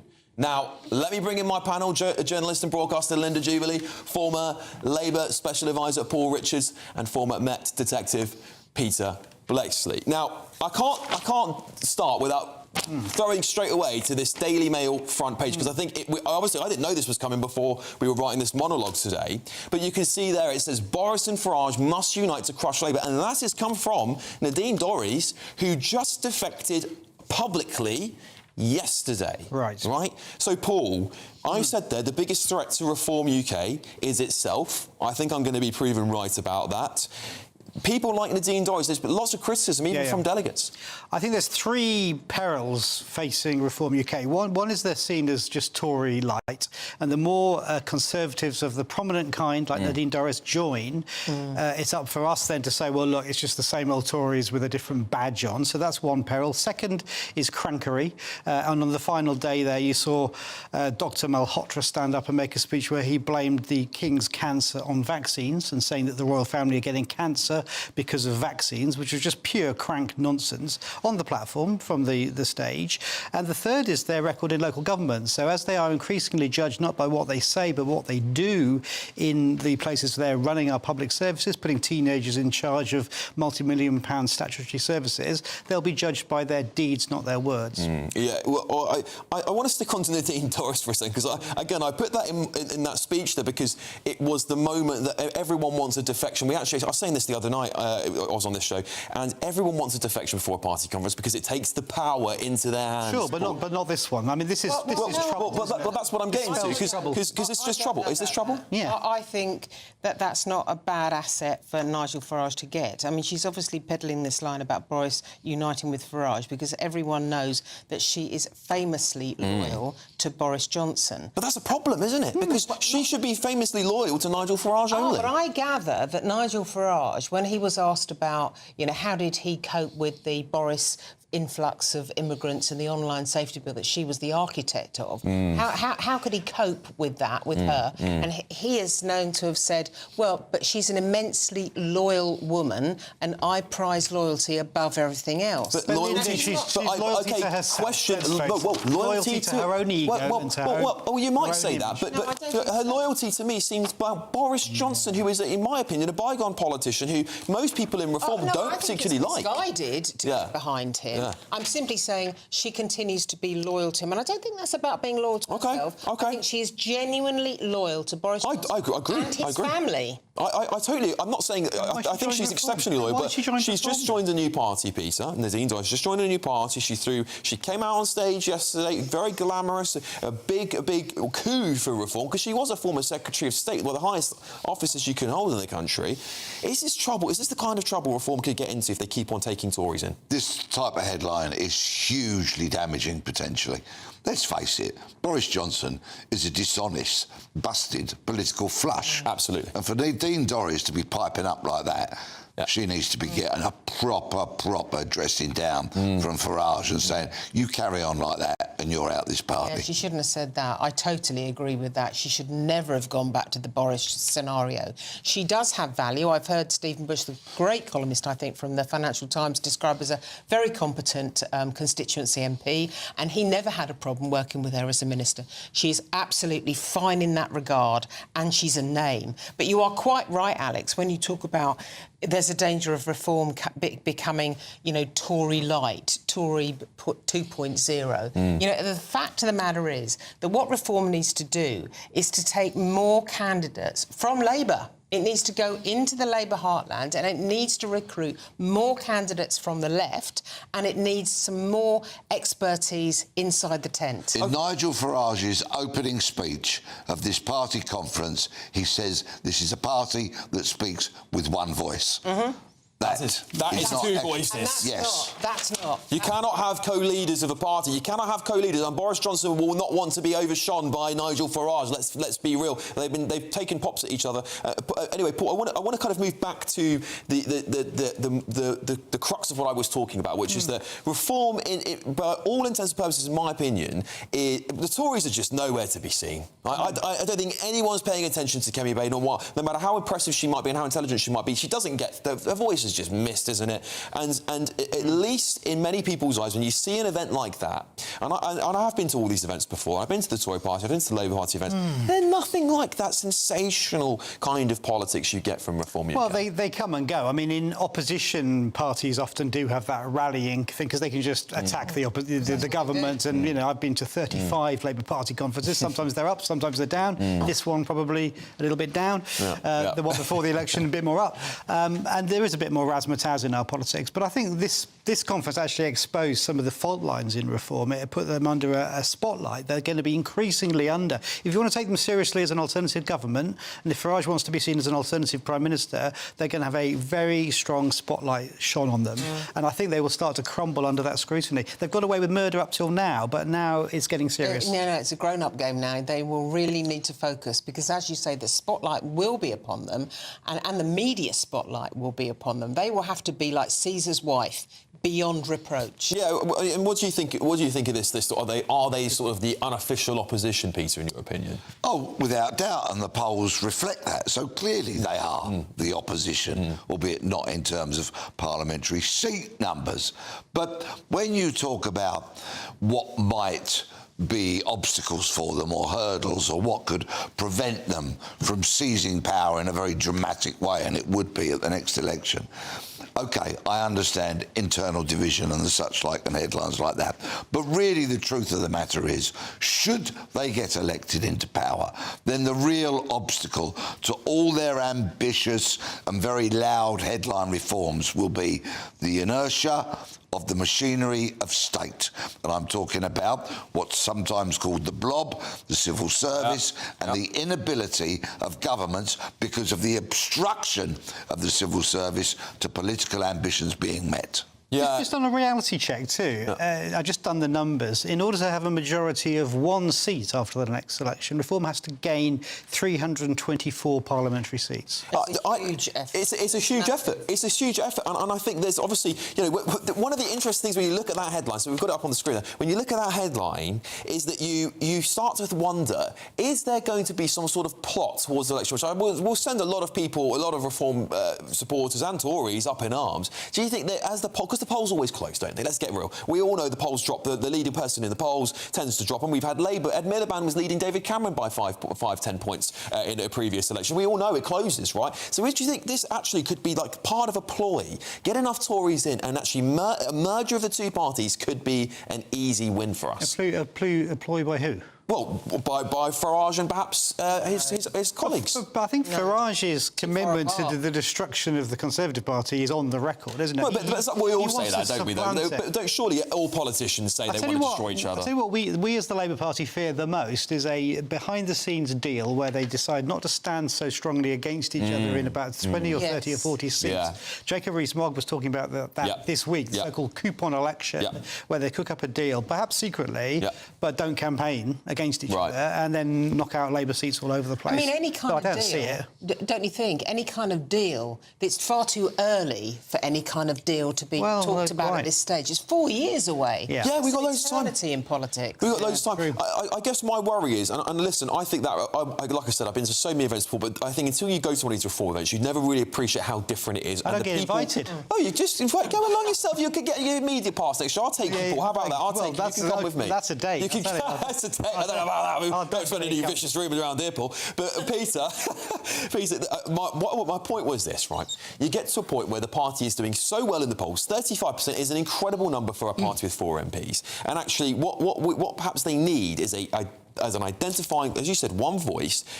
Are they missing an ideology? Is that what it is here? No, this is history repeating itself. Because, of course, let's remember, Starmer and this lamentable government only got elected out of a general election that was a protest vote. The entire general election was a protest vote against the lamentable Tories who'd led this country so abysmally for so long. So people didn't vote for Starmer and his party out of an ideological attachment and a will and an enthusiasm and an optimism. They voted to get the Tories out. Right. Now I think you'll find that much of the Reform popularity in the polls is because everybody's saying we have to get rid of this lot. Right. You see, the thing is I don't think that Reform are missing an ideology. I don't think that at all. I think what they may be missing at the moment is structure and discipline.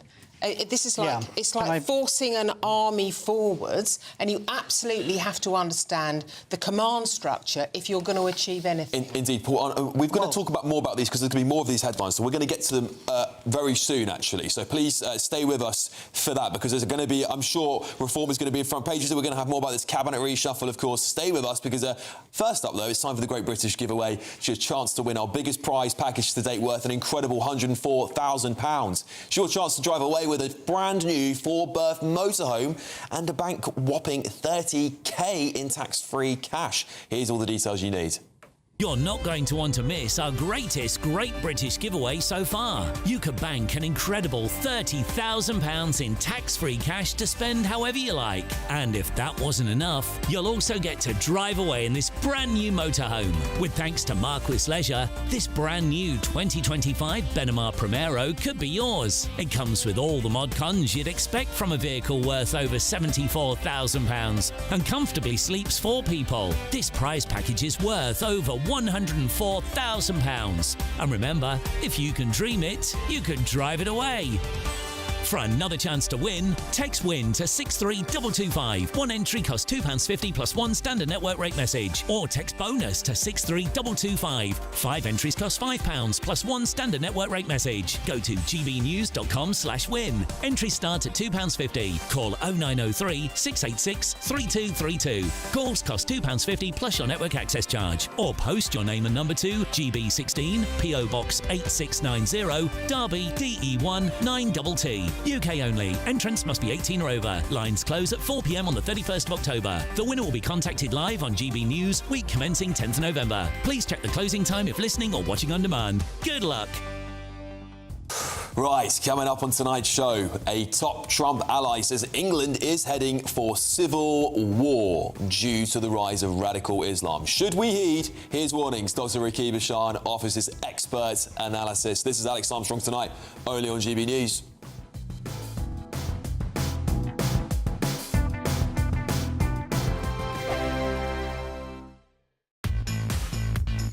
5 hosts, 5 opinions, 5 fearless debates, 5 unfiltered takes on the day's news. 5 reasons not to be anywhere else on Saturday night. This is the Saturday 5. You got me. You got me good there. Britain's biggest Saturday night TV show. It's not a bad brand. Yeah. Uncensored. Very, very racy tonight. On the unpredictable. What did she say? Can you translate it for us? And always entertaining. And how can a country go from being led by William Wallace Saturday nights from 6 p.m. only on GB News, the People's Channel. Britain's news channel. You're going to want to stay tuned, trust me. Good afternoon, Britain. Weekdays from midday. And the second season of the Duchess of Sussex's lifestyle show with Love Meghan, I know you're excited, Nana. I can't wait. Has now been released on Netflix. These moments of discovery and beauty. So let's be curious together. Do you know who doesn't like lobster? Who? My husband. And you'll marry him? I was lucky enough to be given a sneak peek of all 8 episodes, so I've seen the entire thing. I think if you like a cooking show, if you don't want to think much when you're watching it, the show's probably for you. But it's lies. If you don't like Meghan Markle, if you don't like the Duchess of Sussex and how she's got to the show, arguably her critics would clearly say that she wouldn't have been given this platform without marrying Prince Harry, etc., etc., then you're going to hate it. I mean, Meghan clearly has a passion for it. I think the top line, actually, is the fact that she says she was unwell when she was forced to be away from her children for almost 3 weeks. And what we suspect that period was after the Queen's death in 2022. Remember, she was here with Harry, and then obviously the Queen died, so they were here for another couple of weeks. And hasn't she flown over some chef to show her how to cook things because she doesn't really know how to do it? Yeah, the chef who cooks for her wedding with Harry, she's been flown over into a very, very complicated halibut. And there's lots of behind-the-scenes photos of that wedding as well. So again, it's that link to the royal family that keeps dragging the royal family through. back into it just to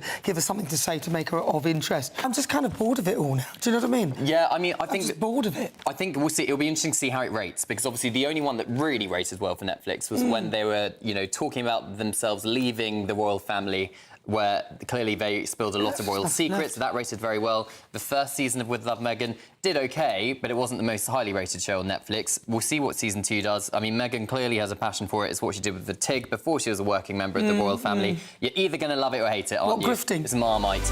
The People's Channel. At GB News, we love to hear from you, our loyal community. So drop us a line at gbnews.com/your say. There, you can talk to each other and also to the presenters live on air. gbnews.com/your say, because GB News is your channel, Britain's news channel.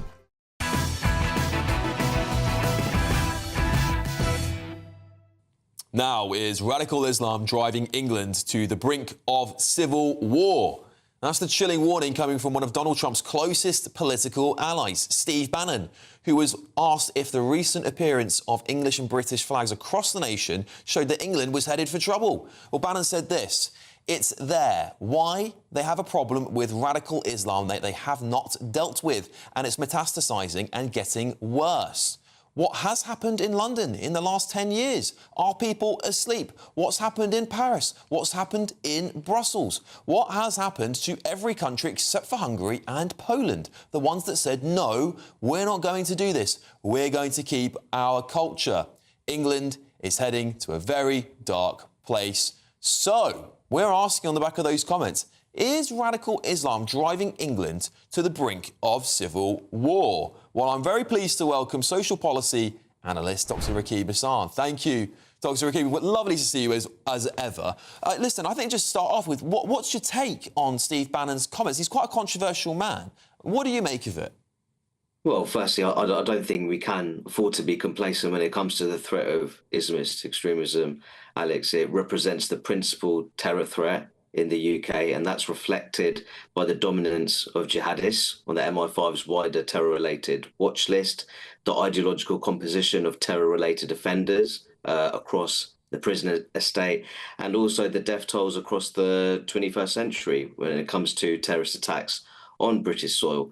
So I think that for some time, I think that we've been a bit of a soft touch, actually, when it comes to Islamist extremism. And that's not only my opinion, that's the opinion of leading officials in Muslim-majority countries in the Middle East as well. We saw recently a number of British entities being blacklisted, being put on the local terror list of the UAE.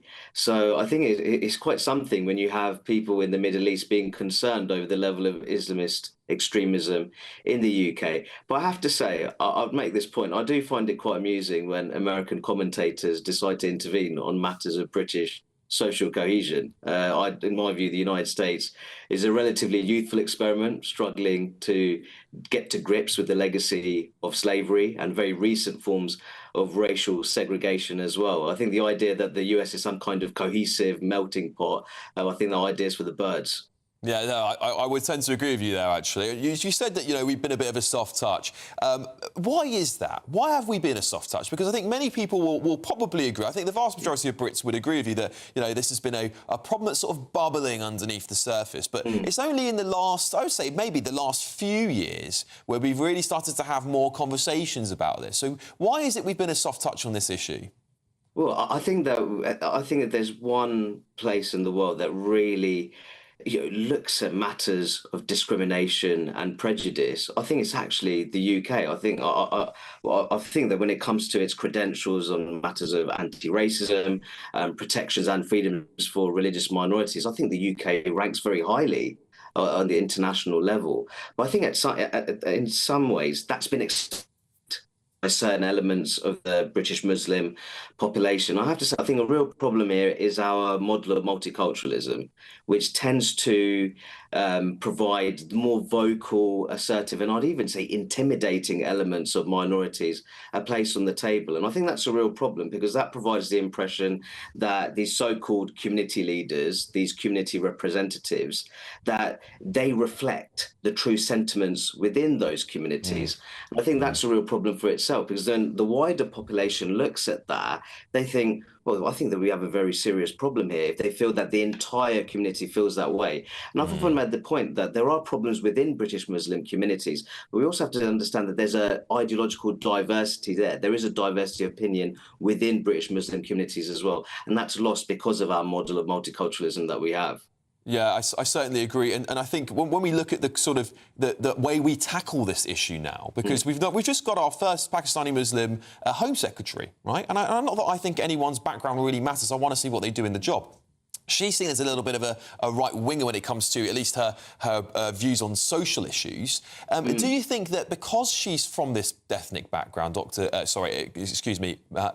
Shabana Mahmood, Do you think because she's from this ethnic background, she's going to be able to tackle this issue better? Because there's a lot of people speculating online thinking, I think they maybe have gone a little bit far, saying that she won't do a good job of this because she's got loyalties that lie with Islam rather than actually being the woman to be able to tackle it. Do you think actually because she's in that position, she'll be able to do a better job? Or do you fear that actually, like some people do online, that she's going to make it worse and just brush it under the carpet? Well, firstly, Alex, I'll make the point that we did also have Sajid Javid, previously a Home Secretary as well, and he's also of Pakistani Muslim origin. What we would be correct in saying is that she's the first female of Pakistani Muslim origin who's in the position of Home Secretary. Now, if you actually look at the Labour Party, I'd actually say Shabana Mahmood is to the right. Compared to many of her Labour colleagues, especially on matters of immigration. She was quite supportive of Sir Keir Starmer's Island of Strangers speech. Even Sir Keir Starmer wasn't supportive of his own speech at the end. She also clamped down very heavily on the Sentencing Council when they tried to usher in this two-tier governance within our judicial system. And I think she realises that she's under additional pressure because of her background, especially when we're talking about this national statutory inquiry into grooming gangs. But to my understanding, she hasn't been squeamish and she hasn't ignored the very real problem, especially when it comes to treatment of women and girls within especially segregated sections of British Muslim communities. So I think some people may be pleasantly surprised by what this current Home Secretary, this new Home Secretary, what she may bring to the table. Yeah. Give me a one-word answer, Dr. Rakib. Civil war happening, yes or no? No. Great stuff. Dr. Rakib Hassan, thank you so much for joining me as ever. Well, coming up, front pages are hot off the press, including this headline in The Telegraph. Prime Minister to move migrants to army barracks. Oh, is he getting tough on migrants? Don't miss it. This is Alex Armstrong tonight, only on GB News. Good evening. Welcome to our latest GB News weather from the Met Office. It was a dry and mostly sunny day for most of us today. However, changes on the way as we head through the rest of the weekend. Outbreaks of rain on the way and some strong winds increasing too. It's all thanks to this area of low pressure moving its way slowly towards us. The squeeze in those isobars indicating the stronger winds through Saturday evening. However, as we go through Saturday night and into the start of Sunday, for much of England and Wales, it will be staying dry, some clear spells around. For Northern Ireland, parts of Western Scotland, though, a little bit of a cloudier picture. Some outbreaks of heavy, showery rain arriving into the early hours. And with those strong winds, it's going to be a very mild night to come. Temperatures widely staying in the double figures, perhaps even as high as 17 or 18 degrees in some spots. So a very warm and perhaps even muggy start to the day on Sunday, but a windy start too, particularly across the west. We could see some coastal gales through the morning. Outbreaks of showery rain arriving across parts of southwest England, Wales, Northern Ireland and into western parts of Scotland too. However, eastern areas of the country perhaps faring a little better in terms of some brighter or sunnier spells to start the day on Sunday. As we then go through the rest of Sunday morning, that area of rain continues to push its way northwards. Some heavy downpours are likely here. I wouldn't rule out the odd rumble of thunder mixed in there too. Eastern areas always faring best in terms of some sunnier or brighter skies. However, it is still going to be a very windy day across the country, but particularly across the west, where we'll continue to see some coastal gales. And it's going to be a very warm day too. Temperatures well above average for the time of year, highs of 25, 26, perhaps even 27 degrees. Monday then starts a little bit drier for all of us, a bit fresher too. Not quite as windy as on Sunday, although there will still be some blustery showers feeding in from the west, although plenty of sunshine developing between those showers and temperatures much closer to average as well. Although it's a bit of a changeable picture as we head through much of this week. Some showers, some longer spells of rain, but feeling fresher than it did on Sunday. Westminster, the ultimate clique. And you're fighting like rats in a sack. But here on the Camilla Tominey Show, we ask the questions the establishment media is too scared to ask. OK, let me ask you a straight question, because I know you're a straight-talking politician. Whether it's net zero, illegal immigration or law and order, nothing is off-limits. You had the power then. Yeah, as I and say, now you've lost it. That's the Camilla Tominey Show, a politics show that's fearless. But no, let me finish my question if you don't mind, because it is my show. Sundays at 9:30, only on GB News, the People's Channel, Britain's news channel. Join me, Nana Akwe, for an informative, interactive news programme with a difference. It's fun. No, he didn't say that, though. I'm so surprised. I think there's an element of truth to that. Join me from 3 p.m. every weekend, only on GB News, Britain's news channel.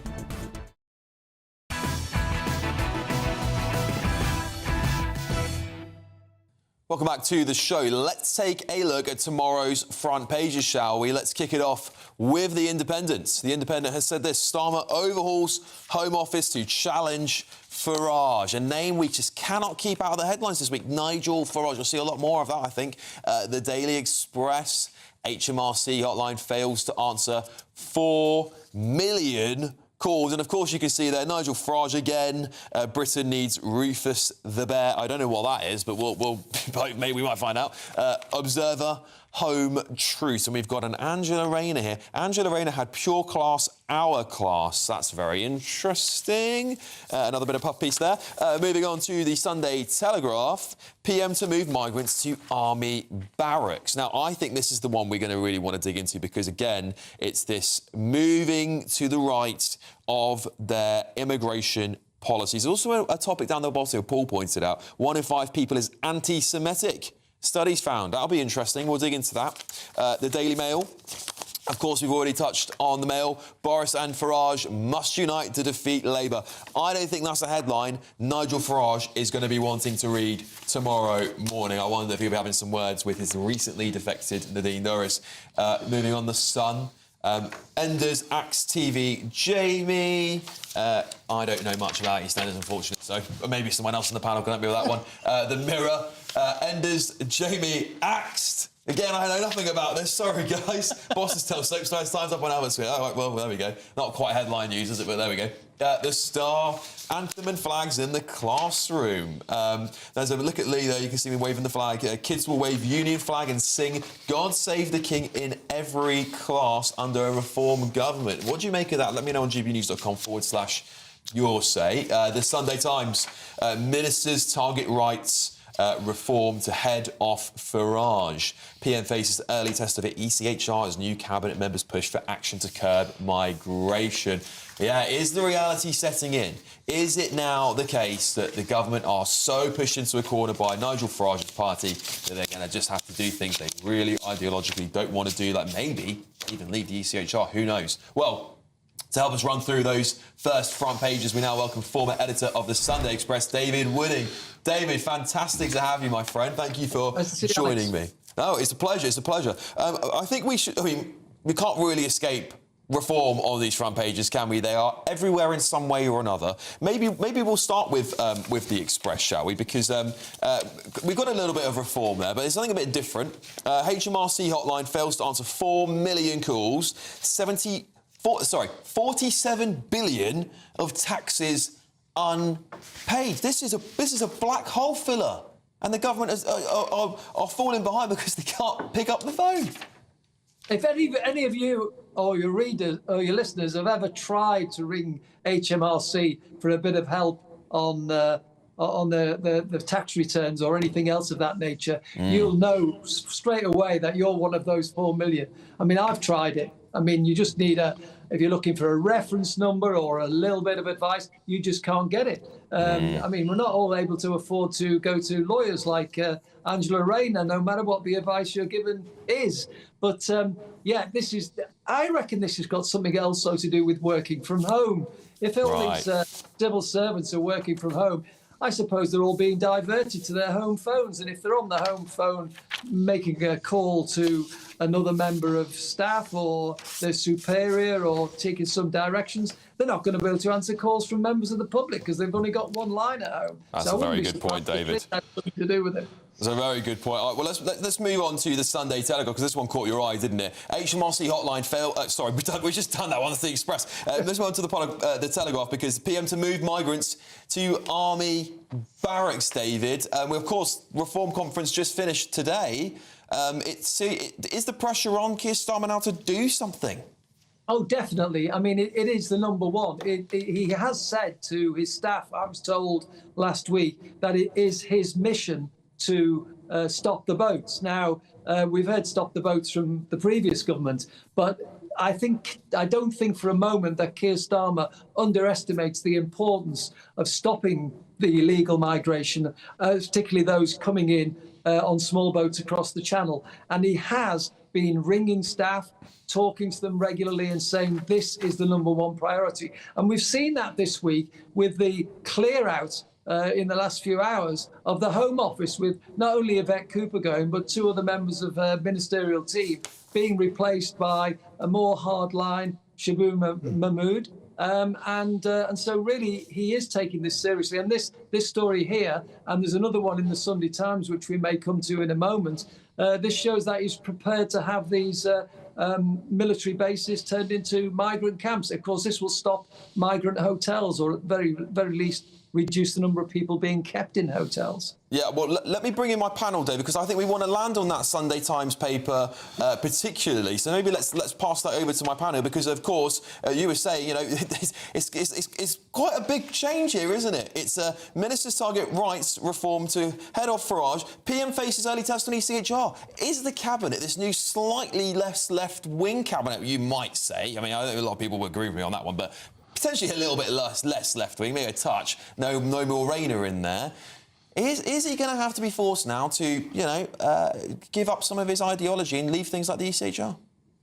Well, I wrote a column. I've been writing a column in The Sun on a Monday morning for the last few weeks. I'm doing it again this weekend.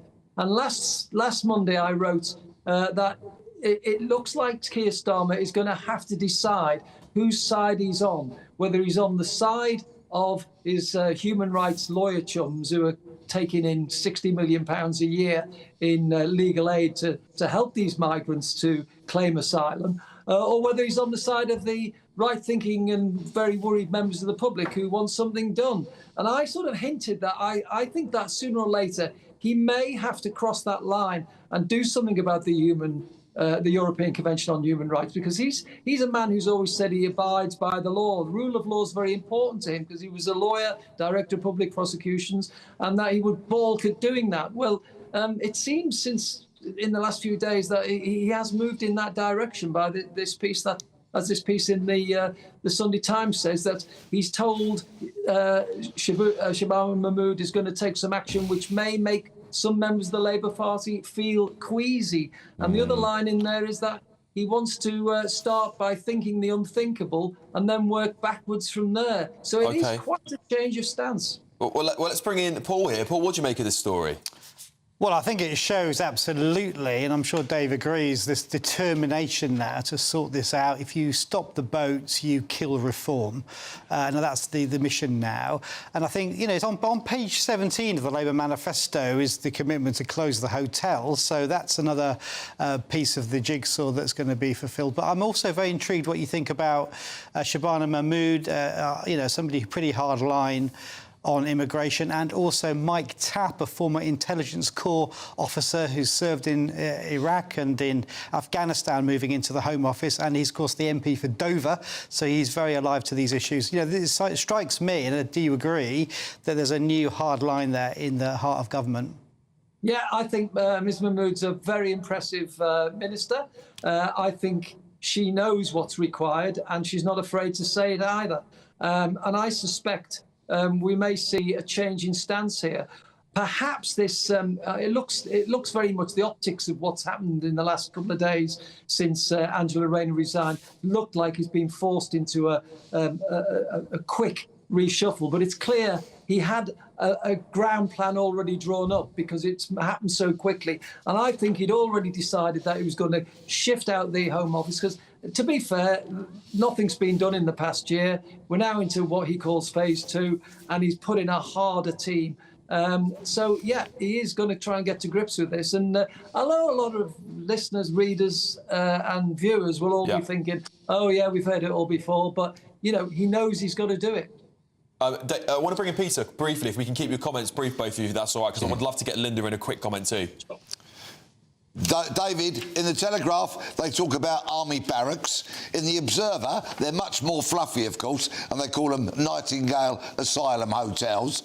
If you really want to irritate the lunatic left, call them camps. Call them asylum seeker camps, refugee camps, especially when they're surrounded by razor wire, snarling Alsatians and the such like, because they need to be detained. They've come here illegally. I would call them camps. What would you call them, David? Well, I would stay away from calling them Nightingale camps or Nightingale anything, because we know what happened during COVID. None of the Nightingale hospitals were ever used. OK, Linda? Isn't it true that they will be detention camps? So one of the points here isn't just that they replace the hotels in terms of accommodation, but they actually have to be more secure, where people can't come and go as they please. Wasn't that the problem with the Epping Hotel? Yeah, absolutely. People are entering the country illegally, and I think the previous government tried to do something about this, saying that they would be detained as criminals. That might seem a bit harsh, but nevertheless, the big problem with illegal migration is that these people are vanishing into the black economy, finding jobs, working in slave labour. In fact, they've been brought over with big, huge debts that they've had to pay the people traffickers, and then they're put into semi-forced labour to try and pay off those debts. So yes, they do need to be detained. David, listen, thank you so much for joining us tonight. As a former editor of the Sunday Express, David Wooding. Well, of course, coming up on the show, we have got lots more to come, including the fails of the week. What do you make of those? We love those every week. And anyway, this is Alex Armstrong tonight, only on GBNews. See you shortly.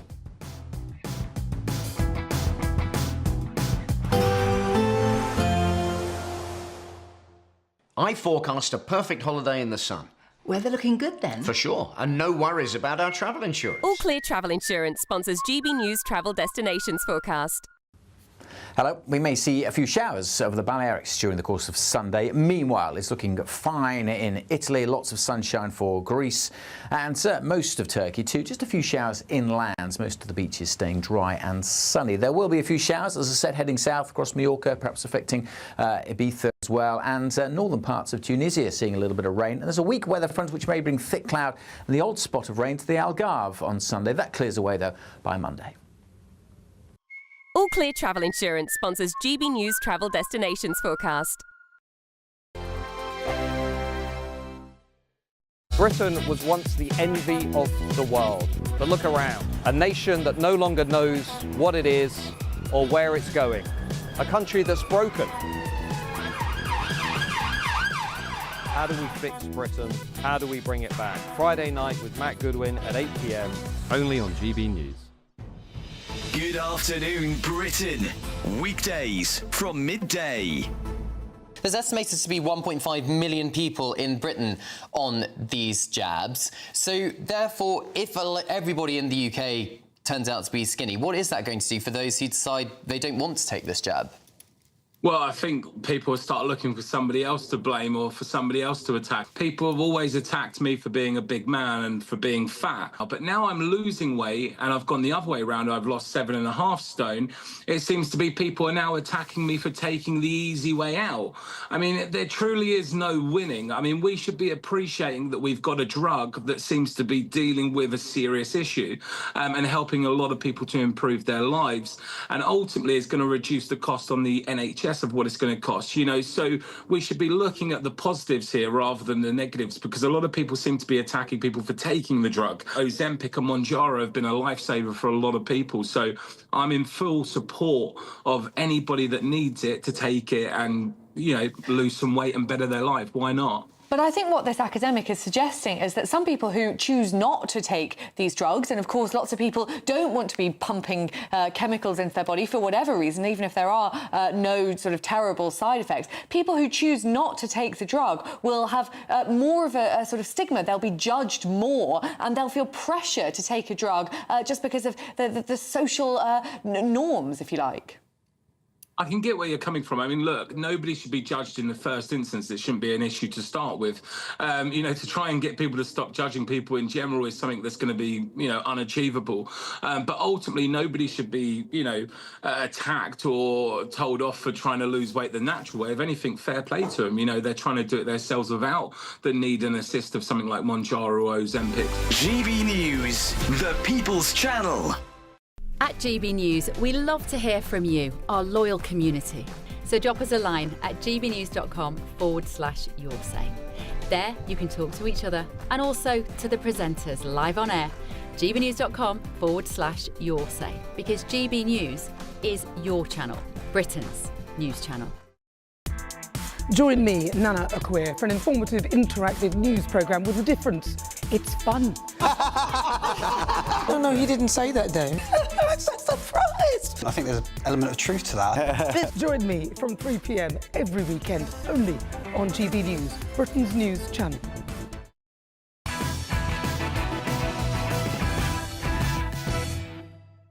Welcome back, everybody. Right, before we get into the weekend fails, I want to touch on the Daily Star front page. Because, again, hot off Reform Party comments. It only finished a few hours ago. The Daily Star have got this exclusive, they say.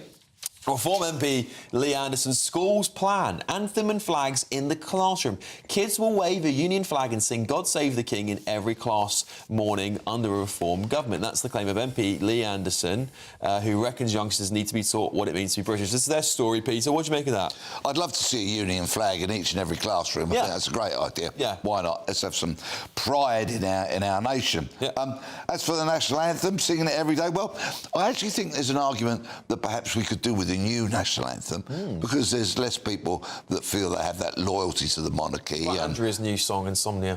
Right, throwing you a curveball there, Peter. No, thank you very much indeed. But, of course, so in essence, much of this is great. You try getting it past the lefty education unions. Yeah. They won't have any of it. Yeah. They'll go on strike. We refuse to have a flag in our classroom. We refuse to sing the national anthem. But don't you think that would be really revealing, though? Don't you think? I think that would be really revealing what schools are refusing to do. Because, you know, I broke this story that it still gets comments on it today, this story. There were 72 schools in the UK without any white British kids. And this sent the internet into haywire. Some people were like, oh my God, this is a disaster. Some people were saying I was exaggerating. But you know, you could find there could be like a race divide on that, couldn't you? And that number is only going to increase. Yeah. But no matter what the colour of your skin, you should be proud to be British. Totally agree with you. Very briefly. I proposed changing the national anthem in the Fabian pamphlet, and I suggested, believe it or not, Jerusalem, which I think is a far more patriotic song. Yeah, that's a good idea. Right, listen, I want to get to these fails, otherwise we're not going to do them. So have a look at this, guys. I'm an insomniac. I'm an insomniac. Staring at the ceiling. Waiting for my to switch on. Yes, I'm an insomniac. I'm an insomniac. And all I can hear is the sound of that clock. The sound of that clock. I'm an insomniac. Right, listen, I love Andrea. I think she's such a lovely person, but I personally I just thought it was too cringe for me. I'm not going to lie to you. I've got to be real with all of it. I think that was just one thing too far. She's got a lovely voice. She's great. That was too far, Andrea. I love you to bits. I think you're great. You're fantastic, but not for me. Not for me, all right? Right, what do you think, Linda? I like her pantsuit. Yeah, okay, complimentary there. Paul? Disaster. Where is the aide throwing themselves in front of her saying, stop, please stop? You know, that's the job of the political aide. I mean, it's kind of a good idea, but just too far. It just went too far. I didn't mind seeing it like the after parties where they have the karaoke and stuff. That's all. I don't mind that there. Like we've seen people dancing and stuff, and you can't blame them. She's brilliant. What do you make of it, Peter? She's got plenty of front, that lady, isn't she? You know what I mean? She really has. OK. All right, Linda, what's your fail for the week?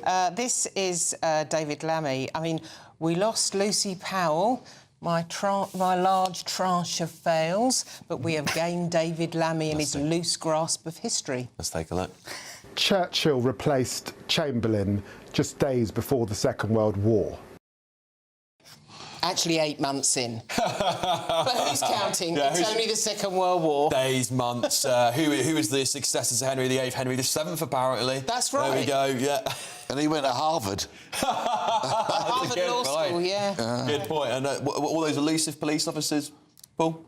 Remember that? He's not going to live it down, is he? No, he's not. Right, while we're with you, what have you got for us? Well, I've got Zach Polanski, who's the new leader of the Green Party, and it's easy to just laugh at him for being a stage hypnotist, which he was, of course. But actually, there's something more serious about him. No, we haven't got a clip of this, unfortunately. But, well, but tell us what he made some remarks about women's breasts at one point. If we keep it kosher for me. Well, he said that. But what I'm concerned about, actually, is his desire that we pull out of NATO. Okay. Because these are not fluffy greens. These are people who are going to undermine our security, so we have to be careful. Let's see how well they do, Peter. You've got one for us too? Yes, Keir Starmer, once again this week, showed what a lily-livered, cowardly man he is in not sacking Rayner when the evidence was there. He should have done it. He should have exerted authority, but he's too scared of the loony left. Well, he's got rid of all of them now. The lefties are gone, aren't they, in the party? So I think... Yeah, righto. I'm just joking.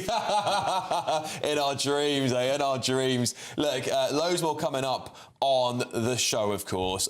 Alex Armstrong tonight. Late is coming, late edition. We'll have all of your front pages. We're going to be digging into these with intrinsic detail. We're going to have a look at some of these side stories. There's some interesting stuff in the Telegraph. But first, Leah Curtis is coming by the way, which is going to be fabulous. Anyway, but first up, it's your weather.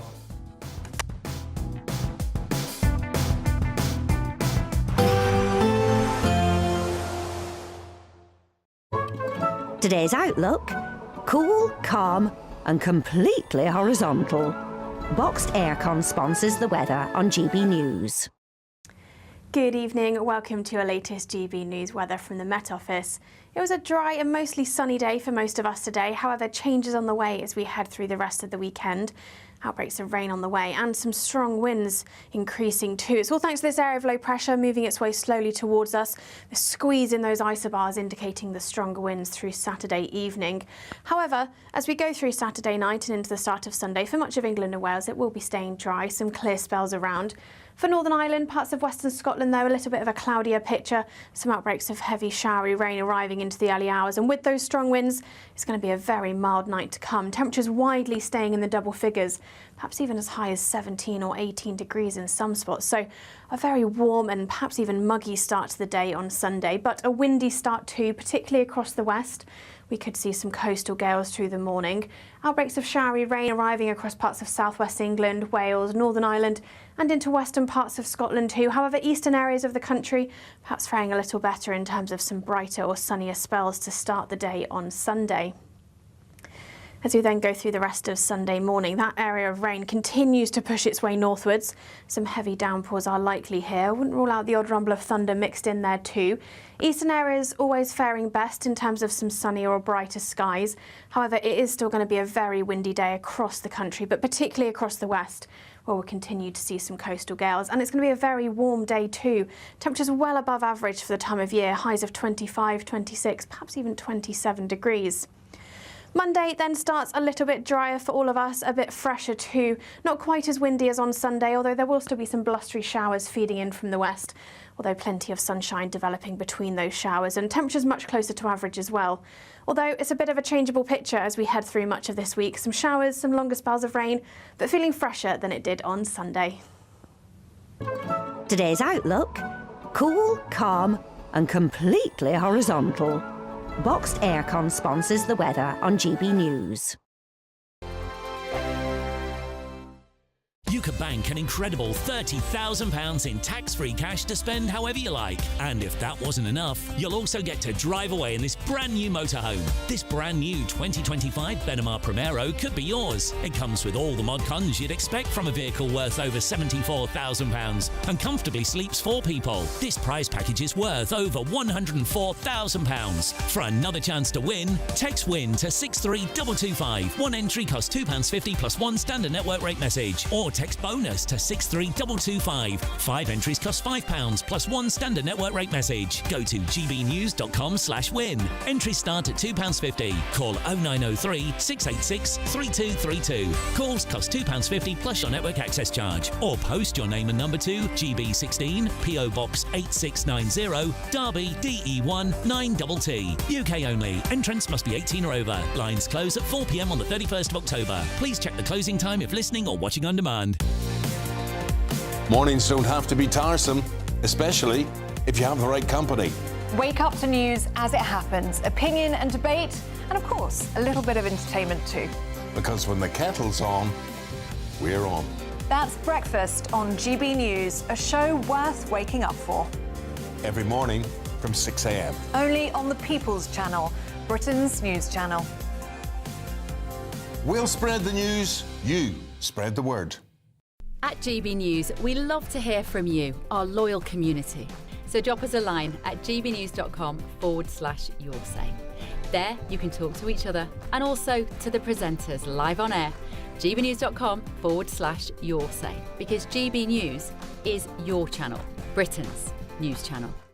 Hi, I'm Michelle Dewberry, and my show is your opportunity to cut through all the noise and dive in headfirst to some robust debates. Ideas clash. Situation, isn't it? Because the failure is you're deliberately avoiding my point. Nothing's held back, And if you think this is the end of it, wait for more. and we do not shy away from the difficult stuff. Sometimes I want to shake people and say, if only you understood.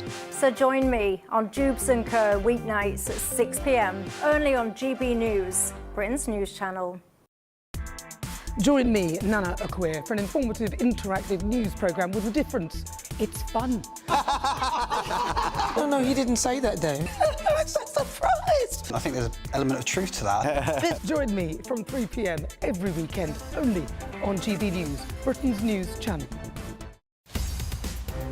In the GB Newsroom, we bring you the news as it happens. With our team of dedicated journalists across the UK, we're ready to keep you up to date with what's happening every half an hour, every single day. Bulletins here on GB News, the People's Channel, Britain's news channel.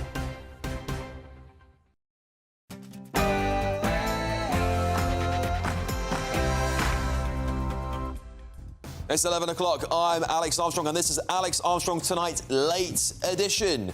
Well, the Telegraph have said this. Sir Keir Starmer orders his new Home Secretary to shut asylum hotels and expand returns deals. On the back of Reform Conference, of course, is he getting tough on migration? And the Sunday Express have said this. HMRC hotline fails to answer 4 million phone calls. They've admitted they ignore millions of phone calls from businesses trying to pay their taxes. And the Mail, Boris and Farage must unite to crush Labour. Nadine Dorries says that the biggest egos in modern British politics should unite to defeat Labour. No, I don't think